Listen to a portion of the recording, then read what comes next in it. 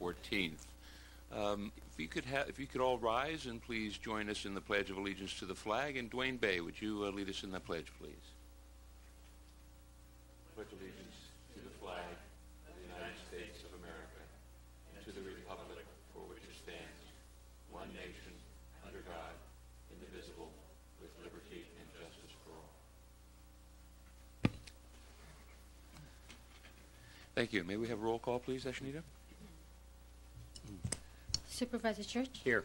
Supervisor Jacobs Gibson? Present. Supervisor Gordon? Here. Supervisor Tissier? Here. President Hill? Here. Everyone is here today. And moving to item number 1, the closed session, and a report out of closed session. Mr. Casey, please. Mr. President, members of the board, in closed session this morning, the board approved settlement of 4 workers' compensation actions. Austin versus the county in the amount of $37,000. Cronin versus the county in the amount of $49,256.25. Zaradnik versus the Appointed by the board of Supervisor Gordon and myself, and we had met a number of times in looking at this issue.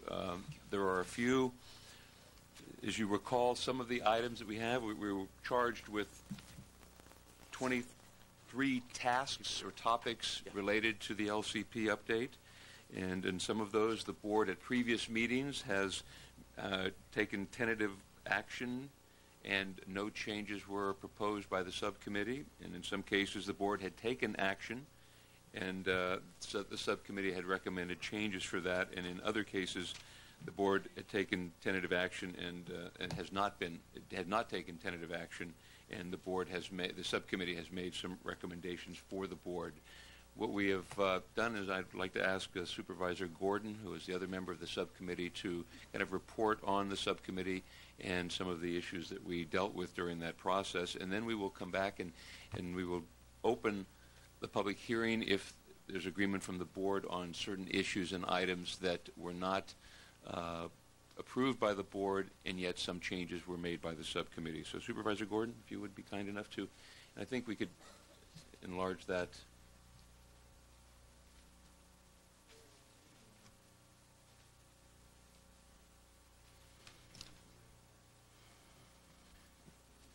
Sure. Let me just say there are 23 items or issues that have been identified through this process over the last couple of years, and following the last major public hearing, which occurred both at a session on the coast at Half Moon Bay. And concluded here in Redwood City, the board suggested that the subcommittee go back and look at certain areas. We have done that. The report that is available from staff today, and we'll hear a brief report on that momentarily, will highlight areas where the subcommittee, in working with the staff, has suggested some changes to what we've seen previously. Because there are areas where there is change proposed, and because the public has not had an opportunity to give testimony on those changes, the motion that we want to bring forward to start this is to reopen the public hearing, but to do that only on those topics for which there has not been public testimony previously, because there is some proposed change. The full text of the motion is on the screen. Because it may be difficult to read, if you'll bear with me, I will also read it. The motion is that the public hearing be reopened for the limited purpose of receiving testimony in the following subject areas. Under topic area 3, improving the level of service on Highway 1. Also under topic level 3, reserving water capacity for failed residential wells. Under topic area 4, eliminating the provision authorizing an increase in the annual limit on residential units to 200 units per year. Also under topic number 4, establishing a cap to the proposed exemption to the annual limits for units occupied by disabled persons. Under topics 5 and 15, revising the process for merging mid-coast substandard lots. Under topic number 9, establishing new development controls for the Burnham Strip. Under topic number 13, postponing deletion of timber harvesting, surface mining, oil and gas exploration, and solid waste facilities as permitted uses in the Mid-Coast to evaluate the effectiveness of an alternative conservation easement proposal. Under topic 19, forming a Mid-Coast Storm and Drainage Committee. And under topic 23, eliminating the proposal that second units be established only as affordable housing. So the motion then is to reopen the public hearing only on those items. Second. Adrian? I just have a quick question for you. Maybe I'm misunderstanding this. On item number 16, the use of the Caltrans Devil Slide bypass property, it also indicates that we have not taken tentative action on this topic, which I believe we hadn't the last time. Would that also be included, or or did I misunderstand? No, let me try to clarify. There are other topics that we have not yet taken tentative action on, but there is not in this topic, as in a couple of others, there is no proposed change from what has been previously presented to the public. So the suggestion is that we've taken the public testimony on that item. I understand. That we will still, as a board, have to come back and go through probably at some point all 23 and reaffirm our tentative action or take a tentative action. So there will be an opportunity to discuss that. I've got you. Thank you. Thank you, Rich. We do have a motion and a second. Any further discussion? All those in favor of the motion, please signify by saying aye. Aye. Opposed? The motion is carried unanimously, and those will be the items that we will open the public hearing for this morning. But I'd also like to ask if anyone has a speaker's card and has not turned it in yet and has filled it out or would like to speak today, please do so now. We will take them, and then we will not take further cards after that. There are about 40 cards here that I have, and so at 2 minutes apiece, that's not too bad. But what we'd like to do is keep it moving as quickly as possible. And what would be helpful is when you speak and you come forward, if you would be kind enough to let us know which item you will be speaking to by number. It'll be, we have the topic items at the 23, and if you know which particular item that is, that will help us to know what the discussion is and also keep us clear that this is an item that the public hearing is open for and to discuss. So if there's, we have George for staff report, please. And any further cards that you have, please bring them up. Thank you.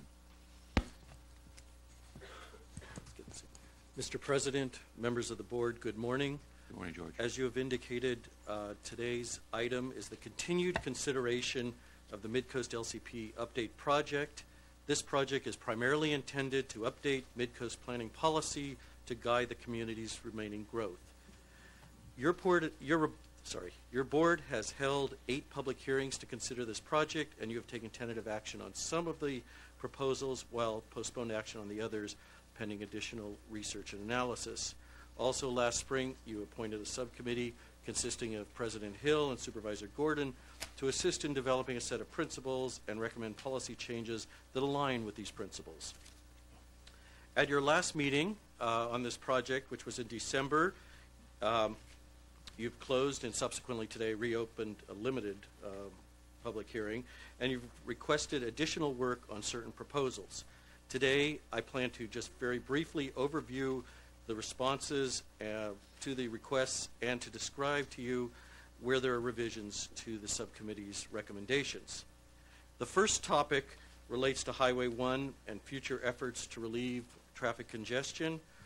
In December, the subcommittee recommended revising the LCP to allow up to 4 lanes for Highway 1 in the Mid-Coast in order to relieve traffic congestion and improve level of service.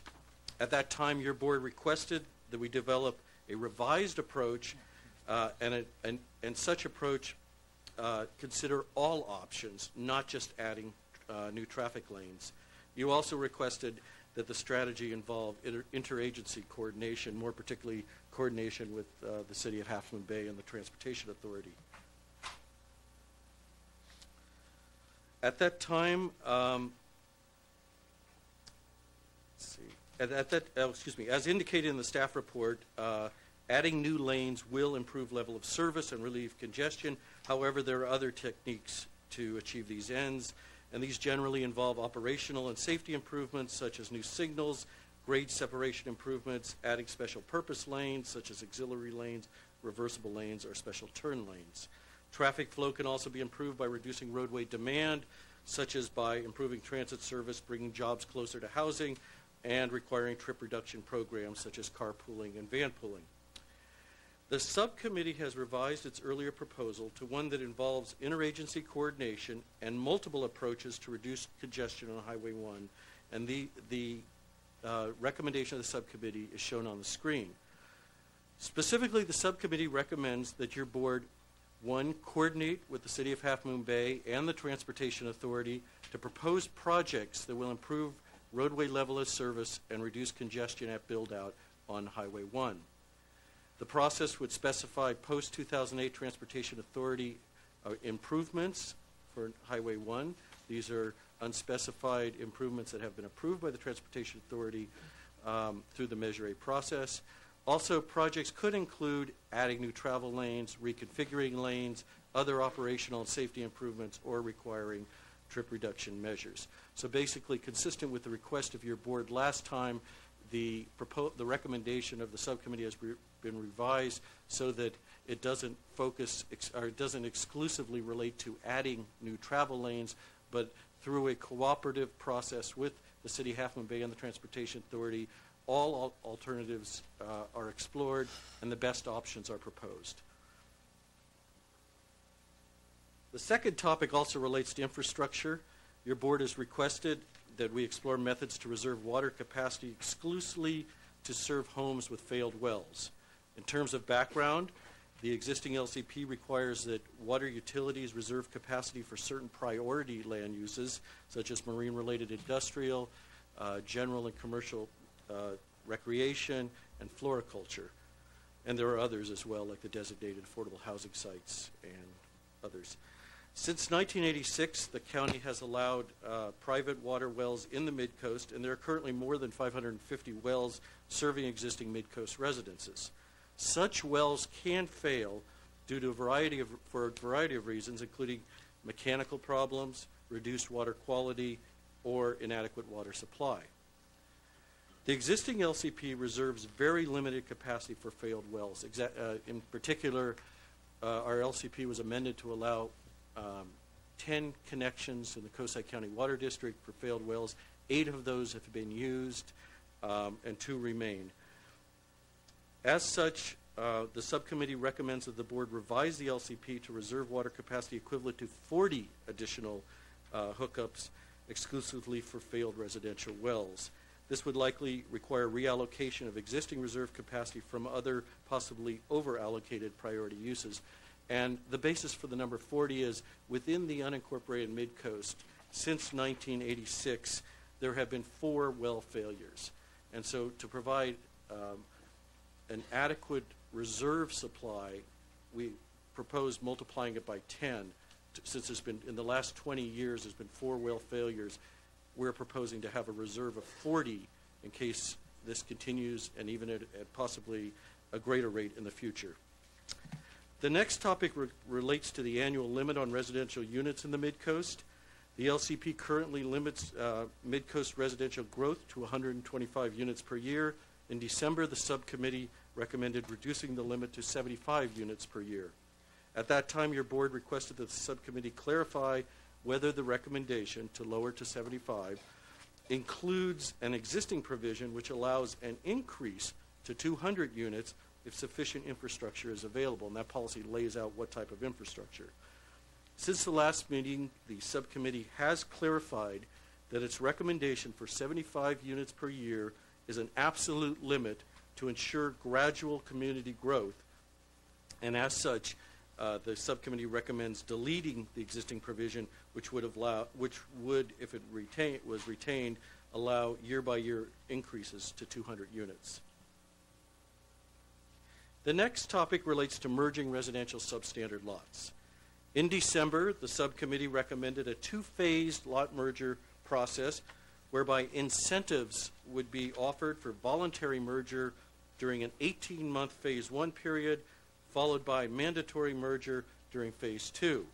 At that time, your board expressed a concern about substandard lots being sold off to avoid merger during Phase 1, and you requested that we develop a program to monitor lot transfers and initiate mandatory merger if such selling off of a lot occurs with some frequency during Phase 1. In response, the subcommittee has revised the merger recommendation such that during Phase 1, planning staff would coordinate with the county assessor to identify when substandard lots change ownership to preclude lot merger. And the subcommittee further recommends that if there such ownership changes during Phase 1 occur with such regularity that 3 of those changes occur during Phase 1, anytime during Phase 1, that the staff is authorized to automatically move to Phase 2 and mandatory merger. And the wording is on the screen. Particularly, to reiterate what I've said, the recommendation of the subcommittee is to enact a policy directing the Planning and Building Division to coordinate with the county assessor to identify when substandard lots change ownership so that they no longer can be merged. And the policy would authorize automatic transition from Phase 1, where we have voluntary merger, to Phase 2 mandatory merger if more than 3 such ownership changes occur after Phase 1 begins. Also related to lot merger, the subcommittee recommends that the threshold size for lot merger be reduced from 5,000 square feet to 4,500 square feet. And the reason for this revision in the recommendation is because of a recognition that there are mid-coast lots that are very slightly less than the 5,000 square foot standard, solely because there's a curve in the street that may have clipped off a bit of the lot when it was originally subdivided, or there has been a street dedication requirement from Public Works, which may have removed a little bit of the lot area. I'd like to indicate that this approach of considering the area 45 to 5,000 differently is not, this would not be the first time. There is precedent in the existing floor area regulations in the mid-coast. We have a gradual transition between 4,500 and 5,000 when determining floor area. And so as shown on the screen, we have, you see the strikeout through 5,000, and we're proposing that the threshold for merger be 4,500. The next topic relates to regulating development in the 14-acre area of El Granada known as the Burnham Strip. There are 11 parcels that make up this site, 2 of which are developed, 9 are vacant. The existing zoning is COSC, Conservation Open Space, Community Open Space Conservation District, which currently permits nurseries, institutional facilities, some recreational uses, and one-story houses. The main issue to date regarding the Burnham Strip has been whether residential uses should be prohibited here. Last December, the subcommittee recommended a divided approach where the northern portion of the Burnham Strip would continue to allow one-story houses, primarily since these involve smaller parcels, while the southern portion, made up of larger-sized parcels, would be rezoned to a new zoning district that prohibited residential uses. At that time, and after public testimony, your board requested that we explore other options, another option for the Burnham Strip, that while not losing sight of the objective, which is to permit low-intensity uses while preserving the area's openness and still being legally adequate. In response, the subcommittee is recommending a new approach that both updates the permitted uses here and it adds zoning controls that limit the location and size of buildings. So whereas in the past we were looking at the question of residential, no residential, kind of a binary approach, in this approach we're looking at, like in the zoning toolbox, what site planning tools we could use, or design tools, or other zoning tools to achieve the same ends as a small house and pushing a house back and required landscaping and things like that. And that's what embodies the subcommittee's recommendation. I'm going to walk through each point. Specifically, the subcommittee recommends an 8-point proposal, the first of which involves creating a new zoning district for the site. So the subcommittee is recommending that a new zoning district be created. It would be the El Granada Gateway District, because this is at the base of El Granada. It is the gateway to El Granada. And the objectives of this district would be to continue to facilitate low-intensity development capable of preserving the visually open characteristics of this area, of the site. And then the second bullet would be then, once enacting the zoning district, that this property be rezoned to that zoning district. On all of the parcels in this district, the uses have been reevaluated, and a list of uses are being proposed, which include subject to use permit approval, parks and trails, community centers, outdoor recreation areas, outdoor athletic facilities, outdoor art centers, temporary outdoor theaters, temporary outdoor showgrounds or exhibition facilities, or temporary outdoor sales like flea markets and things like that. Here we were looking for low-intensity outdoor uses that could have some type of a community function. And this is a partial list of what is being recommended. Now, in addition to those uses, single-family residence would be permitted on parcels that are either smaller than 1 acre or do not front Highway 1. And I will show the implication of that in the next graphic. Now, speaking of the actual planning tools that we employed, we're continuing to, the subcommittee is continuing to restrict building height to 16 feet, so one-story buildings. The house floor area, up till now, there's been a lot coverage requirement of 10%, and we have some large parcels out there where you could have up to, some areas we have 1 acre, other areas we have 5 acres. 10% lot coverage could be a large house.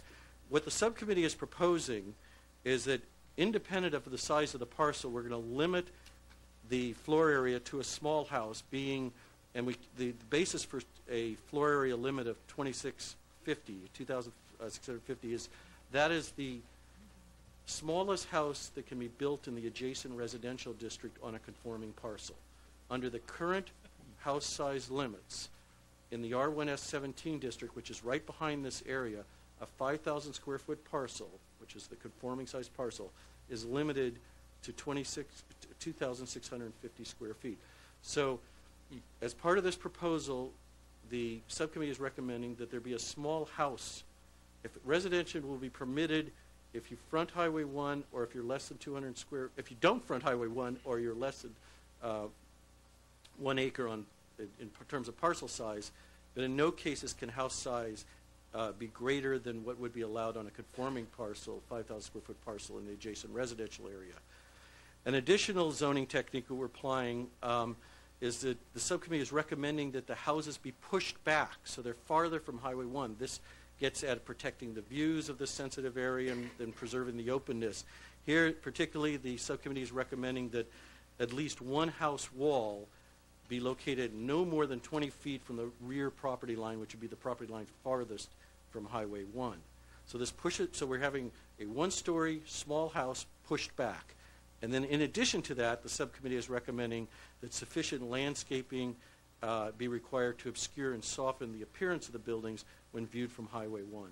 So in addition to kind of the quantitative, is it approved, how many houses, and is it approved or not approved, we're adding more qualitative measures that qualify the size of the house, the height of the house, the location of the house, and the screening of the house.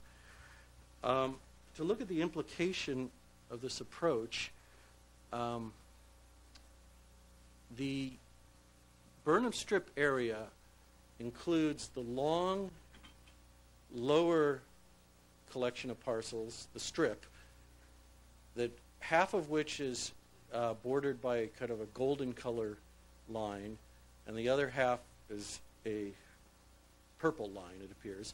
And then there is one other parcel, about 2.5 acre parcel, above the purple lined area that's also part of this property, and that's golden line.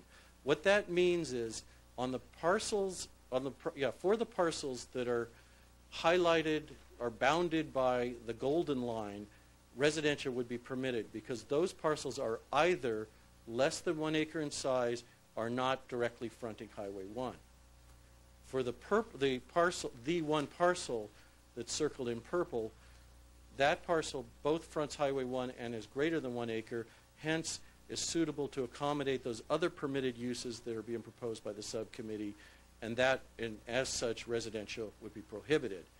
If you look at the inset, I took one lot as an example where you see the circle around it, and it's blown up to the back.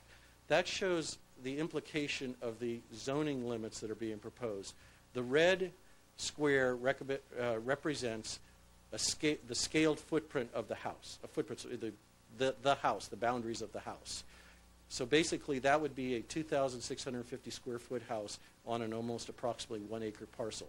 You can see it's pushed to the back. It has 20 feet off the property line that's farthest from Highway 1. It's limited in size, as I mentioned earlier. It also is 1 story, and also we've attempted to show landscaping that would be required to obscure the view. So that's a representation of all the new measures recommended by the subcommittee working together. So in summary, all of the lots in the Burnham Strip would allow housing except for the large lot that's circled by the dark line. And the subcommittee is proposing zoning measures to maintain 1-story house, push the house back, keep the house small that's no larger than a house that's permitted on a 5,000 square foot parcel in the R1 district, and screen it with landscaping to soften views. The next topic involves mid-coast lands zoned RMCZ or PAD. These are usually larger, more open mid-coast parcels intended for very low density development. The areas shown as the colored areas and the green areas are such properties. The main issue to date has been that the existing regulations permit timber harvesting, oil and gas exploration, surface mining, and solid waste facilities and in these areas, and that these uses have been viewed as generally incompatible with the nearby predominantly residential neighborhoods. Last spring, your board tentatively approved deleting these 4 uses as permitted in the Midcoast. They still would be permitted in the greater rural area in the corresponding RM, CZ, and PAD district, but just within the Midcoast project area, they would be omitted. In December, the Farm Bureau, as expressed through Jack Olson, expressed its concern that deleting these uses in the Midcoast may set a precedent for similar limitations for the entire rural area. The Farm Bureau proposed an alternative approach whereby effective property owners would be given the opportunity to voluntarily give up the right to pursue these uses by entering into a conservation easement. The Farm Bureau believes that if this approach were successful, then there would be no need to delete the uses from the zoning ordinance. At that time, your board requested that Jack and the Farm Bureau further develop this proposal. In response, and since the December meeting, they have done that. They've prepared a 2-year timetable to identify the effective properties. A 2-year timetable where within those 2 years, the Farm Bureau would attempt to identify the affected properties vis-a-vis where timber harvesting could occur, where surface mining could occur, and so on. Also to meet with the affected landowners and attempt to secure commitments, and also, if successful, preparing and recording the conservation easements. The subcommittee has reviewed this Farm Bureau's more fleshed out proposal and believes in giving the proposal a chance to see if there's any real interest by landowners to enter into conservation easements. As such, the subcommittee is recommending that your board postpone final approval of the amendment to eliminate those 4 uses, timber harvesting, surface mining, gas exploration, and solid waste facilities as permitted uses, that you postpone it for 1 year until March 2007, and then at the end of 1 year, the board, staff and the board would evaluate whether sufficient number of conservations will be offered to effectively preclude the need for this amendment. So basically, what the Farm Bureau is saying is we have a program. It'd probably take 2 years to identify properties, meet with landowners, secure commitments, and go through the legal work of getting the easements drawn up and recorded.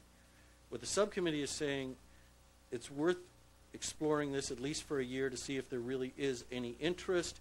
In a year, we'll know if there's interest before the easements are recorded by how many commitments the Farm Bureau has been able to acquire, and then we'll revisit the issue and say, have the sufficient number of landowners shown enough interest through conservation easements to effectively preclude these uses in these areas, or is there still a need to delete these uses? So basically, it's giving the Farm Bureau a chance to see if this option can work in lieu of deleting.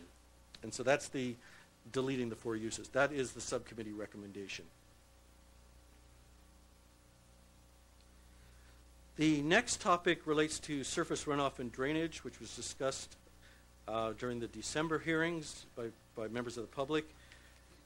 As part of this project, your board has tentatively approved already proposals to both limit ground level impervious surfaces. Basically, you have already tentatively approved an approach where that pavement and decking and ground level structures can only a certain amount of the development can be pervious and the rest has to be impervious.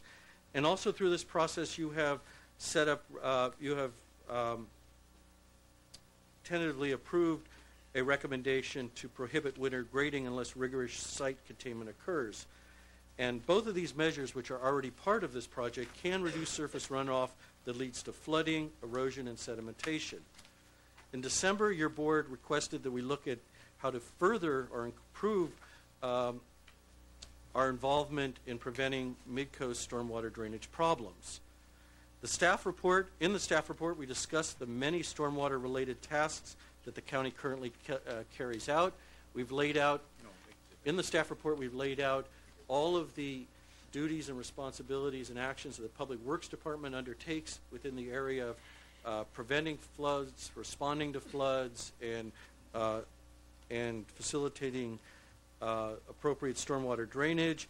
We've also discussed we've discussed this several times, the STOP program, which is the local implementation of the NPDES non-point pollution program.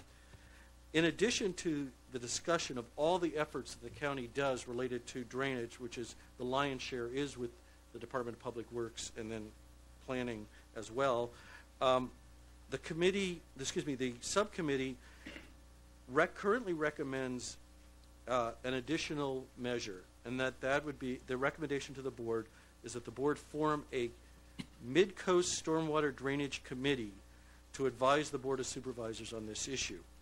Specifically, the committee would be made up of one member of the Mid-Coast Community Council, the Director of Public Works, and the Director of Environmental Services, or the Community Development Director. The committee would discuss mid-coast stormwater drainage, flooding, and non-point source pollution issues, and make recommendations to the Board of Supervisors as necessary to reduce the potential for flooding in the mid-coast. So this is an element that the subcommittee has added based on the request of the board to look at what else can be done. The last topic that I'm going to overview today relates to second units and affordable housing. In December, the subcommittee recommended a multifaceted approach to increase affordable housing in the mid-coast.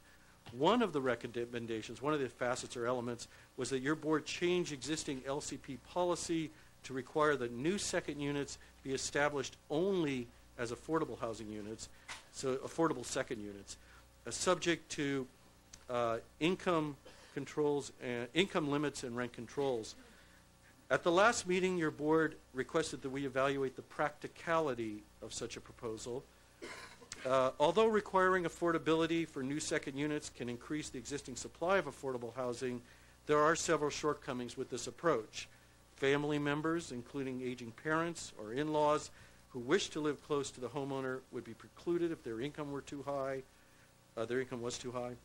Secondly, owners may decide not to establish a second unit and give up the idea completely because of the affordability requirement, or even worse, they may avoid coming to the county for permits and establish a non-permitted second unit where without the benefits of the county's building department and planning regulatory provisions.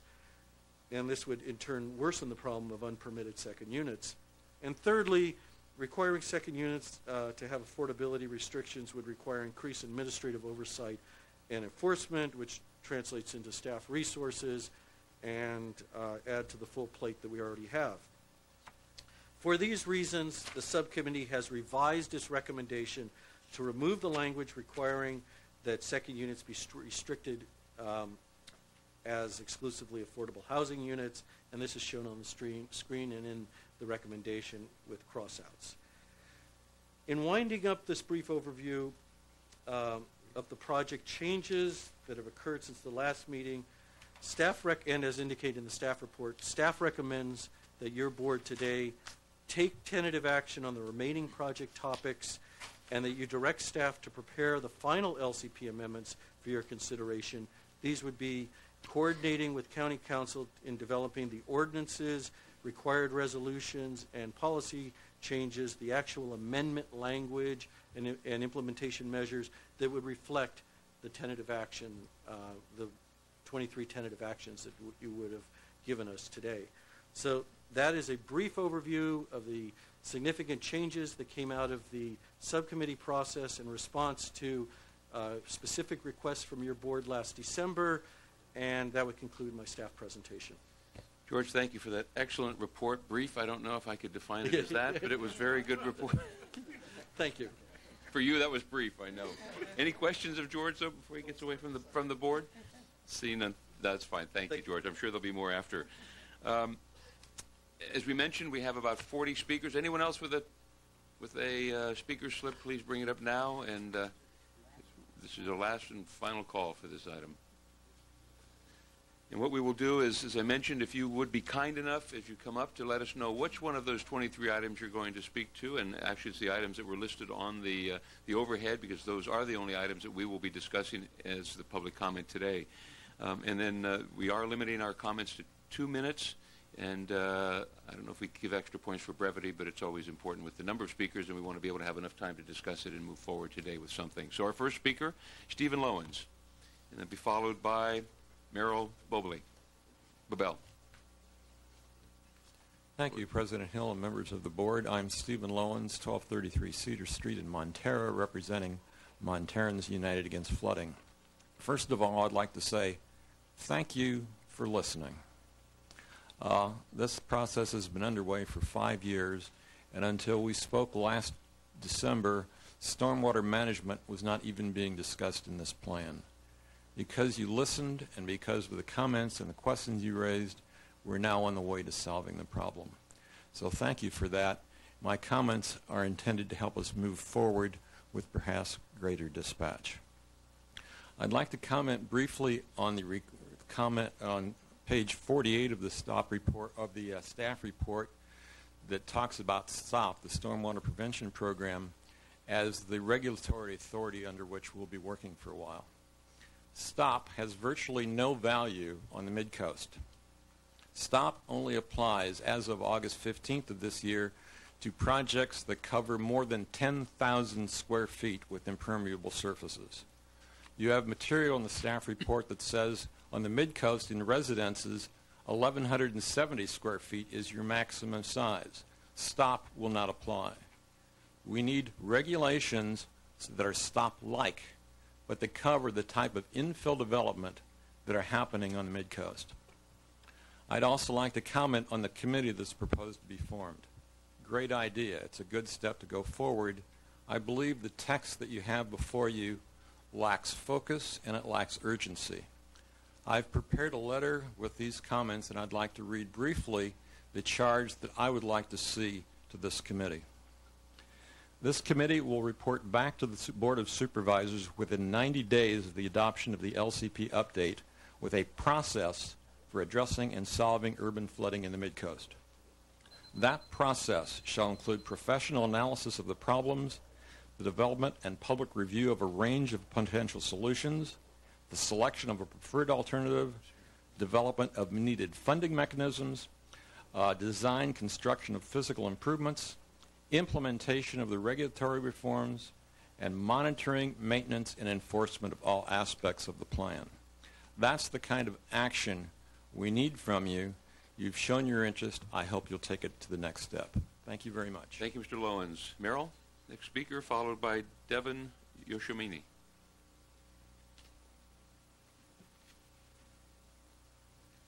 Yes, Good good morning. morning, Honorable Board. My name is Merrill Bobile.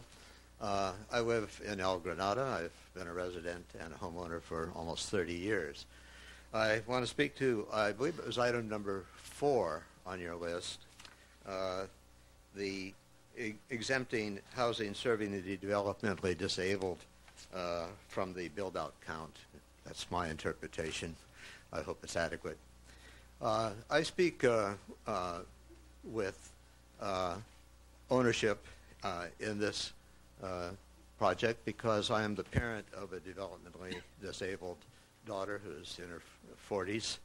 And when we moved to the coast, of course, there were very few programs, and definitely there was very little housing for the developmentally disabled. So such a project, of course, does meet unmet needs which have really existed for a generation. However, to exempt such a development in the name of providing housing for the developmentally disabled population should not be used as a rationale for securing water and sewer service in an area that presently does not have such service. And a project such as the Big Wave project would require, well, actually meets some needs, but requires a lot more study. Usually when a project of this nature is proposed, it's presented to the Area Board 5 for Developmental Disabilities, which really serves 3 counties, Marin, San Mateo, and Marin and San Mateo, right. You need another minute here. About 10 seconds, Okay. Merrill, that's it. And it also would be presented to the Golden Gate Regional Center for review. And I think that if that was done, then it would make some sense. So I leave it to the board to work out wording which would reflect this rationale and limitation. Thank you, Merrill. Thank you. Appreciate that. Our next speaker, Devin Yoshimine, followed by Gail Yoshimine. Good morning, Board of Supervisors. Good morning, Devin. I'm going to be speaking on 4E today. I'm a 9th grader, and I'm a local Half Moon Bay resident. The reason I'm here today, I stand before you all today is to stand up for the Big Wave project. For those who don't know what Big Wave is, parents and friends of special needs children are planning to build housing and working for those who are mentally and physically disabled. For you no-growthers, I just want you to know what's better to have, a couple of acres of land or a community to help the mentally disabled. Don't get me wrong, I love nature and its beauty, but I'm also a person with physical and learning disabilities. Big Wave is the ideal place where I want to live. I could be with my friends, close to family. We could live by the coast. We need this community because my friends and me could see abilities past our disabilities. So we need this when we're older. Most of you may think, why is this mental person talking to us? But the reason I'm doing this is to stand up for my rights to speak and my other disabled friends to speak.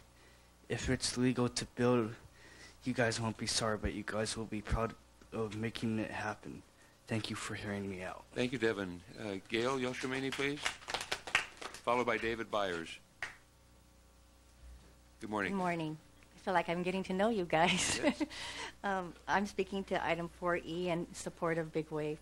And I think what I wanted to say is I'm just glad to see this process, even as we dialogue together, that Big Wave is gaining momentum.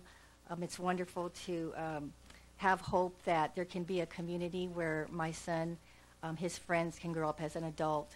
And just to share a little bit about being a mom of somebody with a disability, it feels like we moms spend a lot of our time building their social life, and that's so foundational to their success. And so to have some place where he can grow up and have the same friends, is going to make him a social ability. And I'm gonna just steal his line. He says that friends make disabilities into abilities, and I firmly believe that Big Wave will bring so much ability and beauty to the coast side. So I urge you to make decisions for Big Wave. And I'm just so glad to see, you could see a little bit of the beauty here as the kids are here who are young adults, and the coaches who are young adults, and their beauty just shines as they serve them on the basketball court in school. And so I just am so thankful that they could come and you could see them too. It's just a part of Big Wave, what it could be. Thank you for hearing Thank you, that. Ms. Yoshimine. Dave Byers, followed by Rosa Ayala Martinez. Good morning, President Hill, members of the board. I'm Dave Byers. I represent Big Wave. I'll be brief like George was. Big Wave's the applicant for development of an office park on a 10-acre site, zoned for development, and a developmentally delayed adult housing site, 36 units, on a site that also permits it. It's a project that has significant community support. It's consistent with the LCP. We have employment opportunities there. It's innovative, it's exciting, it's affordable housing without a government subsidy. We filed our application with the county October 18, 2005. Now, the land is zoned for development, sewer capacity is available, water is available, CCWD wants to serve the project. Hey, why don't we go out there and build it? Oh, it's on the coast side. Now, it's on the coast side, and you have reserved water for priority uses. But when the county initially passed the LCP and drafted Table 2.17, it limited that water to only the priority use and not a use that would subsidize the priority use. I've talked with everybody at CCWD, the lawyers, the general manager, each of the board members. They want to serve this project. They have water for this project. Obviously, what's going to happen here is that the office project is going to subsidize the housing project. This is a 100% affordable housing project. We'd ask you to modify Table 2.17. I wrote you a language. I gave you the letter. It doesn't make sense to prevent the development of a 100% affordable housing project for developmentally delayed adults that requires no government subsidy, but your present LCP does prevent that. Now, for the past 24 years, this county's had 3 affordable housing sites designated in the LCP. None of them's been built. The reason every one has not been built is the lack of water and sewer capacity for those projects. This site can be built. It has community support. Help us do it. Thank you. Thank you, Mr. Byers. Ms. Martinez, followed by Jeff Peck, please.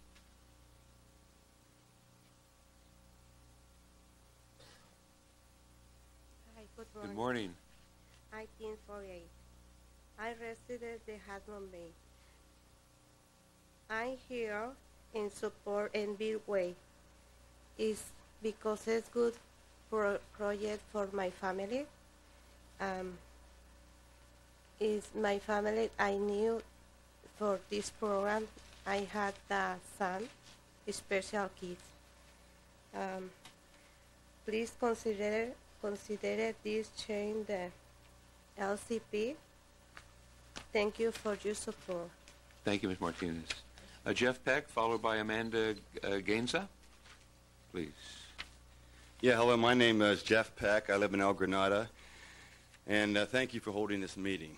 I'm here to address the subject of placing a cap on projects such as Big Wave, a privately funded live-work community for adults with developmental disabilities. What is the concern here? Is the concern that if projects like Big Wave are not capped, that the dark floodgates of sinister generosity would provoke businesses and private citizens to hysterically dedicate huge amounts of money and time to help perhaps everybody on the mid-coast?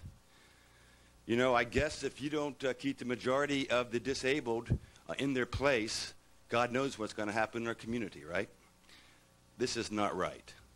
The idea of having a cap on affordable housing for the disabled is going in the wrong direction. Instead of trying to cap opportunities for our special people, we should do everything in our power to encourage opportunities. Instead of putting limits on the goodwill of private enterprise, we should be doing everything possible to encourage the private sector to do more. I'm asking you, our leaders and our representatives, to make a commitment wholeheartedly to encourage the private sector to open up their wallets and their hearts to build better lives for the people, not only on the coast but everywhere. One way you can make this commitment is to incorporate in the LCP the proposal you have regarding priority water allocation. By allocating priority water not only to the affordable housing portion of a project, but to the commercial part of the project, the part that finances this project, you will be, without questioning, proving your commitment to our community's most disadvantaged. You will be challenging the private sector to pony up.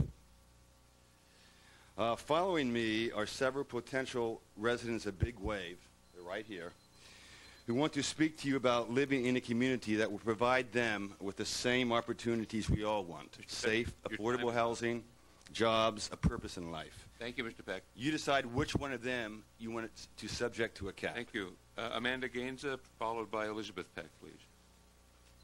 I think we should have a place where it would be fun to just hang out, have a job, live not too far, just to, just to, like, have a room where, like, you wouldn't have to, like, live, like, at your home if you wanted to go, and it wouldn't be over the hill, it wouldn't be way far, it would be really close, and if you wanted to go home, you wouldn't have to drive so far. I mean, it wouldn't take you an hour or so. It would just take you maybe 15 minutes or so. So if that's a place that people would want to live, I think they should live there because it might be a good place for them. They might have jobs they can work under, and I just think it would be great to let people live where they want to live. So, Thank you, Amanda. Thank you very much. Elizabeth Peck, followed by Heather Winnan, please. Good morning, Elizabeth.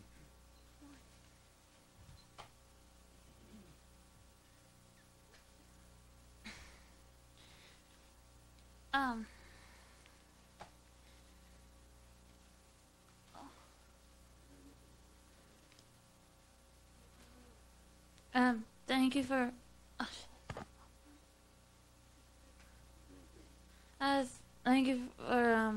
letting me talk. My name is Elizabeth Peck. I want to raise birds at my business. I want to sell popcorn at our movie theater. Please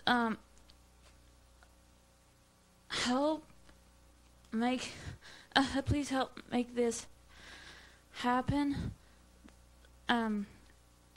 Thank you. Thank you very much, Elizabeth. Thank you for being here, Elizabeth. Heather Winnan, followed by Stephen Forrester. Hi, my name is Heather, and I'm here to support the Big Wave. And I know it's important for these kids, I've worked with these kids a lot, I taught Special Olympics cheerleading, to be independent from their parents. And I have a brother who has Down syndrome, and I know he's growing up, and he wants to move on, but my parents are still, worried about him going so far away. So that's why I think this program is so great for them to have a place that's not too far away, but close enough.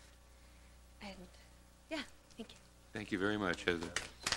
Stephen Forrester, followed by Richard Herbert, please. Good morning, Steve. Hello. Okay, I'm Stephen Forster. I'm an El Granada resident, and I've been working with these kids for the past 6 years, Special Olympic basketball and stuff like that, and a couple of my friends, sisters, brothers. You know, I'm just really close to a lot of them, and from what I can see, I mean, it would be very beneficial for them to have this place for the Big Wave to be followed through on, and I mean, it would just be a great community for the. I mean, it would be great for the community, for these kids and their parents and stuff to have a place like that to go. So, thank you. Great. Thank you very much, Stephen. Richard Herbert, please. Richard, thank you. Ashley Huey will be our next speaker after Richard. Good morning. Good morning. Hi, my name is Richard Herbert. I'm here for the Big Wave. I've been coaching Special Olympics basketball for about 2 years now. And I'm not related to anybody that's physically disabled or anything, but two of my really close friends are. They have both sisters, and that's how I became close with them. And over the years, I became really close to all these kids. And I think that not only should they deserve a place like this, I think they're physically capable of doing something like this. I don't think that's the worry at all. And I don't know, these kids are just really great, and I think they really deserve a place where they could become their own and do something in life where they could be an individual. Thank you. Thank you. Thank you, Richard. Ashley Huey, followed by Zach Peck. Ashley, good morning. Good morning. My name is Ashley Huey. I'm a resident of Montera for the past 10 years. I personally am not related to any special needs children, but through the past 5 years, I've become increasingly aware of the need for a special housing unit and community where they can gain their independence and work and just become close as a community with each other and gain independence from their family.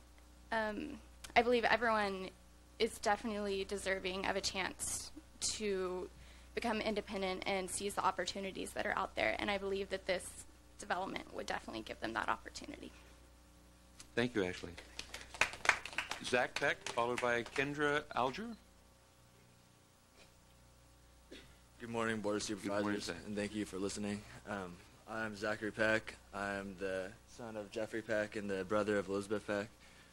For the last 6 years, I've coached Special Olympics, and I've also taught in a special education program at Half Moon Bay High School. And I would like to say that the Big Wave community will not only enrich the Half Moon Bay community, but it's also necessary. I think it will allow the children to learn 3 fundamental, abilities, you could say. And those would be education, social aspects, and economic aspects. It'll allow them to be with their friends and close to their family. It'll allow them job opportunities, and they'll also be able to learn a lot about life and living through this community as well. And that's basically it. Thank you. Thank you, Zachary. Kendra Alger, followed by Kimberly Brennan.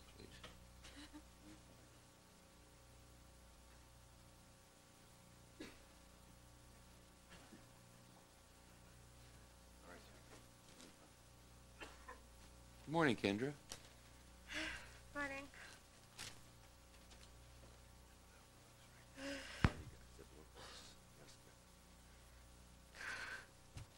You're doing great.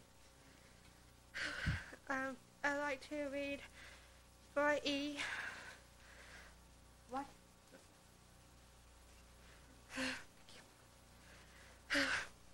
Hi, my name is Kendra Alger.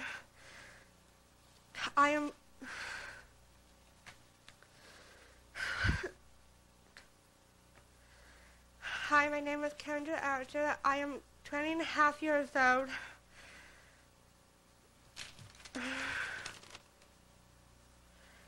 My family has lived on the coast for 17 years, and I have been very lucky to go to the same school as my sisters and my friends.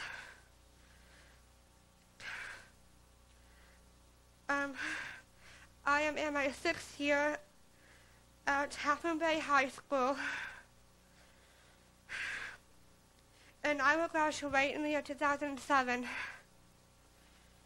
I am looking forward to have a job and a place to live in my home area.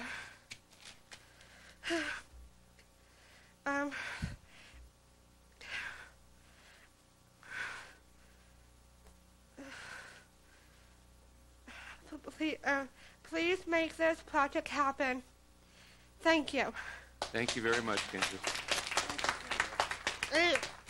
Thanks, Kendra. Kimberly Brennan, followed by Greg Off. Good morning, Kimberly. Good morning, Mr. President, Honorable Board. I'm Kimberly Brennan, and I'm here to speak to 4E in support of Big Wave. As you've heard from several people before me and those who are going to come after me, this project is crucial for the developmentally delayed kids and adults in our community.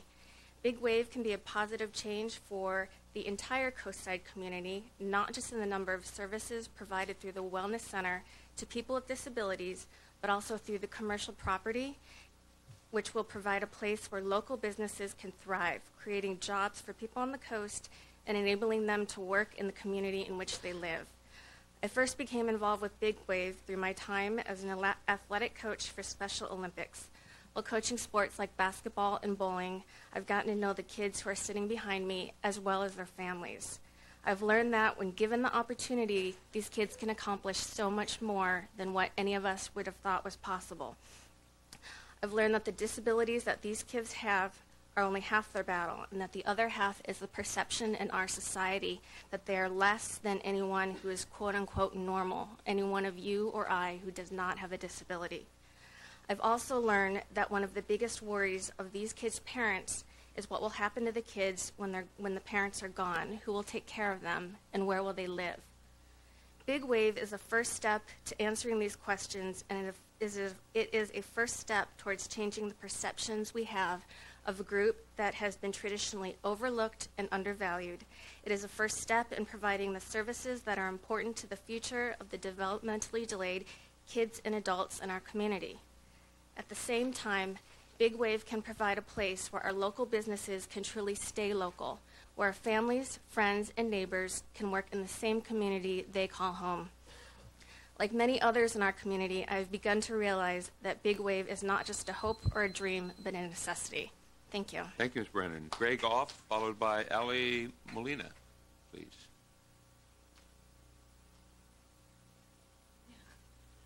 Good morning, Mr. Off. How you doing? I think I'm more nervous than these kids are. Yeah, don't be nervous. Nothing to be nervous about. Yeah. Relax. All right. I'm here to speak on item 4E as well. As you know, my name is Greg Off, and I'm here in support of Big Wave. It's the proposed office development and wellness, wellness center for developmentally delayed adults. Wow. Okay. I know things are not often as simple as black and white, but in this instance, it can't be any clearer. This project is so important for the developmentally delayed kids and adults in our community. Through Special Olympics, I've had the pleasure and honor of getting to know how really special these kids are, as well as their families. I've also seen how much their parents stress and worry over what will happen to their sons and daughters once they are unable to take care of them anymore. Not only can this project provide a safe home in the community in close proximity to their families, but it will also allow these kids and adults to work, providing a purpose and a sense of independence, while giving back to the community at large. Unfortunately, while this project has significant and widespread community support, obtaining water has been a challenge. The proposed wellness center can only be built if the office development is also built, as the office development is what will be subsidizing the wellness center. As you know, the Coastside County Water District is interested in providing water for the entire project. In order to allow for this, we would like the county's LCP to read, quote, "The reserve capacity allocated to these priority uses may be shared by an associated non-priority use if the associated non-priority use must be built in order to subsidize the priority use." Please consider this change to the LCP so that we may move forward with this development that will enrich the whole coastside community. Thank you very much. I appreciate it. Thank you, Mr. Roth. Our next speaker, Ali Molina, followed by Lenny Roberts, please. Good morning. Good morning. My name is Ali Molina. Dear members of the board, my friends have learning difference, so do I. Well, it doesn't look like I do, but I do. I do Special Olympics basketball. I've been doing it for 3 years. I think it would be cool to have a place where my friends would live, and I love everyone that has special needs, and I want us to have Big Wave because that means I have a place to live. That would make me so happy and all of my friends happy for life. Thank you. Thank you very much, Ali. Lenny Roberts, followed by Deborah McGlynn.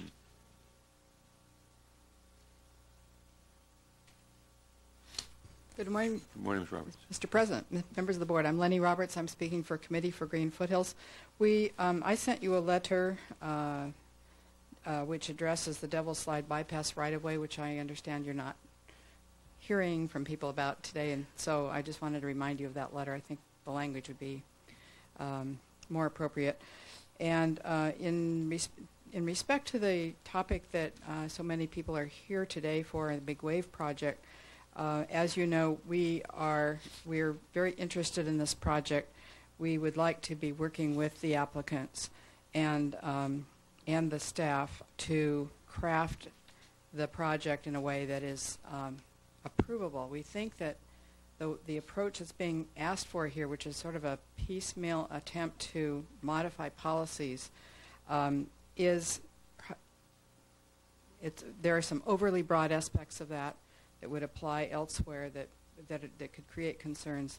And we think that a better approach is a site-specific amendment for this project that would be tailored to the project, and there may be additional LCP provisions that need to be looked at. So we would ask that you consider a specific amendment as the project is moving forward, rather than looking at some broad policy that could create unintended concerns. So thank you very much. Thank you, Ms. Roberts. Our next speaker, Deborah McGlynn, followed by Alan Mazzucchelli, I think. Good morning. Mr. President and Board of Supervisors. My name is Deborah McGlynn. I have been a resident of San Mateo County for over 50 years. I've lived on the coast for 30, and I've had the privilege of being a mother of a special needs son for 24. Lucas is not here today because he's working. When he graduated from high school, he was asked what present did he want, and what he wanted was suitcases, because he knew the rite of passage when you graduate is you get to either go to college or you get to move out and be an adult. In the research that we did to try and find a suitable living arrangement for him that met his needs and the family needs, we had to go through a lot of research, and we found that there were places outside this county, but nothing inside this county that either was available or was appropriate for him. Then came to our attention the Big Wave. This is a parent grassroots community that can benefit so many families, and in particular my son. It is very innovative. It's not only looking at a place where they can live and they can call their home in versus of a group home, which he already has a home. He doesn't need that. He needs some place where he could really feel like he's an adult. And added to that is the aspect of employment, where he is interacting with the community that he has been living in for 24 years. But they have hit a wall. They have water issues. And yet the Coastside County Water is willing to support those if only there was a change, a proposed change within the LCP. I am asking you to really take a look at that and really focus on making these changes so that we can go forward with a project that is critical to the families and to the young adults on our coast. Thank you. Thank you, Ms. McGlynn. Alan Mazzucchelli, followed by George Mazingo. Good morning, Mr. President and honorable board members. Good morning. I'm Alan Mazzucchelli with Clean Water Action. We're a citizen-funded lobbying environmental nonprofit out of San Francisco, and we've in the last year and this year, we canvassed in Montera, Moss Beach, El Granada, Half Moon Bay, and Pacifica. And the overwhelming sentiment in those coastal communities was to limit the yearly growth rate at 1% and not allow a rate of 2%, disrupting our marine habitat, increased flooding risks, sewage overflow, added traffic congestion, beach closings were all cited as reasons for this view. And I'm submitting 277 letters in addition to the 312 we submitted last year, a total of 589, reflecting these concerns. Thank you for your time. Thank you very much. Appreciate it. Next speaker, George Mozingo, followed by Judy Taylor. Good morning, Board of Supervisors. Good morning, Mr. George Mozingo, San Mateo County Association of Realtors. After the previous hearings, the speakers, is really difficult to come and talk about the minutiae what I'd talk about, but I will proceed. We would like to talk on our Section 9, residential uses in the COS district of the Burnham Strip. We would ask that you consider revising the 16-foot limit. That seems a little bit low. It is a gateway zoning. You might want something a little bit better than higher than that. And further, the house limit size of 2,600 square feet, including garages and carports, 2,600 square feet on a 1 acre lot seems a little small. We would recommend, or we would suggest perhaps, that you might consider exempting the first 600 square feet of carport or garage to allow for a second story, for a two-car garage. And finally, we would encourage you to make whatever accommodations may be needed in this to make the Big Wave project occur. I understand that there may be some precedents that unintended consequences, as was previously mentioned by a previous speaker, but every once in a while, every law has unintended consequences. This group of people seem deserving of a little bit of flexibility and perhaps some unintended consequences in their favor for a change. Thank you. Thank you, Mr. Mozingo. Judy Taylor, followed by Don Bacon.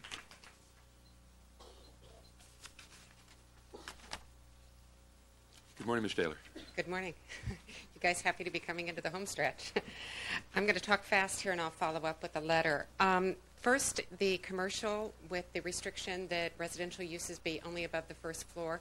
We understand the concerns, but the Chamber of Commerce has also weighed in on this. We'd like to suggest that since it's not been a problem up until now, that maybe you allow 10 to 20% of the buildings to have residential uses on the ground floor.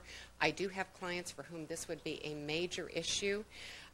Look at it in 5 years, and if it becomes a problem, allow that provision to sunset or continue. We'd also like to see that included in all commercial zoning districts, including the caretakers in Princeton, and not just neighborhood commercial uses. And the COSC, just caution, the house that was built, the Coastal Commission conditioned it with a lot of plantings that were then going to block the views of the neighbors. So you need to weigh blocking the view from the highway with not blocking the view of the neighbors who live to the east of the property. With the stop proposal, I would suggest that the committee that you're going to establish also includes somebody who has experience in installing these kinds of projects. If you're just talking with staff and community members, there are people that are actually out there digging up streets and putting in storm drains, and it seems that they would have valuable knowledge that should be brought to any kind of process that you formalize. And when you're dealing with the policies that you are including from the Coastal Act into the LCP, we also strongly urge you to include the provision on the takings. I believe it's 300.10 or 12, that says that the Coastal Act is not to be construed, or the LCPs are not to be construed in a way that result as a takings. This is a chronic problem with the public, and if there's a stronger support for that institutionally, I think it would help us with some of the political issues that we deal with.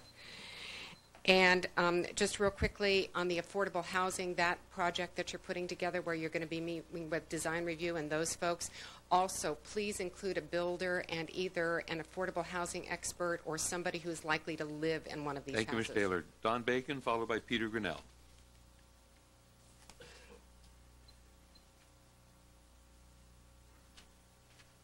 Good morning, Honorable Supervisors. My name is Don Bacon. I'm from Montero. First of all, in general, I'd like to support the fine-tunings that the revisions offer. I think that you continue to use a balancing approach to conflicting interests. I think you've been responsive to public comment, and the revisions appear to be improvements. On Big Wave, I think it's obvious to all of us that Big Wave should happen. And the question is how. I think Mr. Byers' language, however you would choose to amend it, should be used to ensure priority of water use for this location. I think Mr. Peck has a point. I think the cap on disabled units is unnecessary language and should be stricken.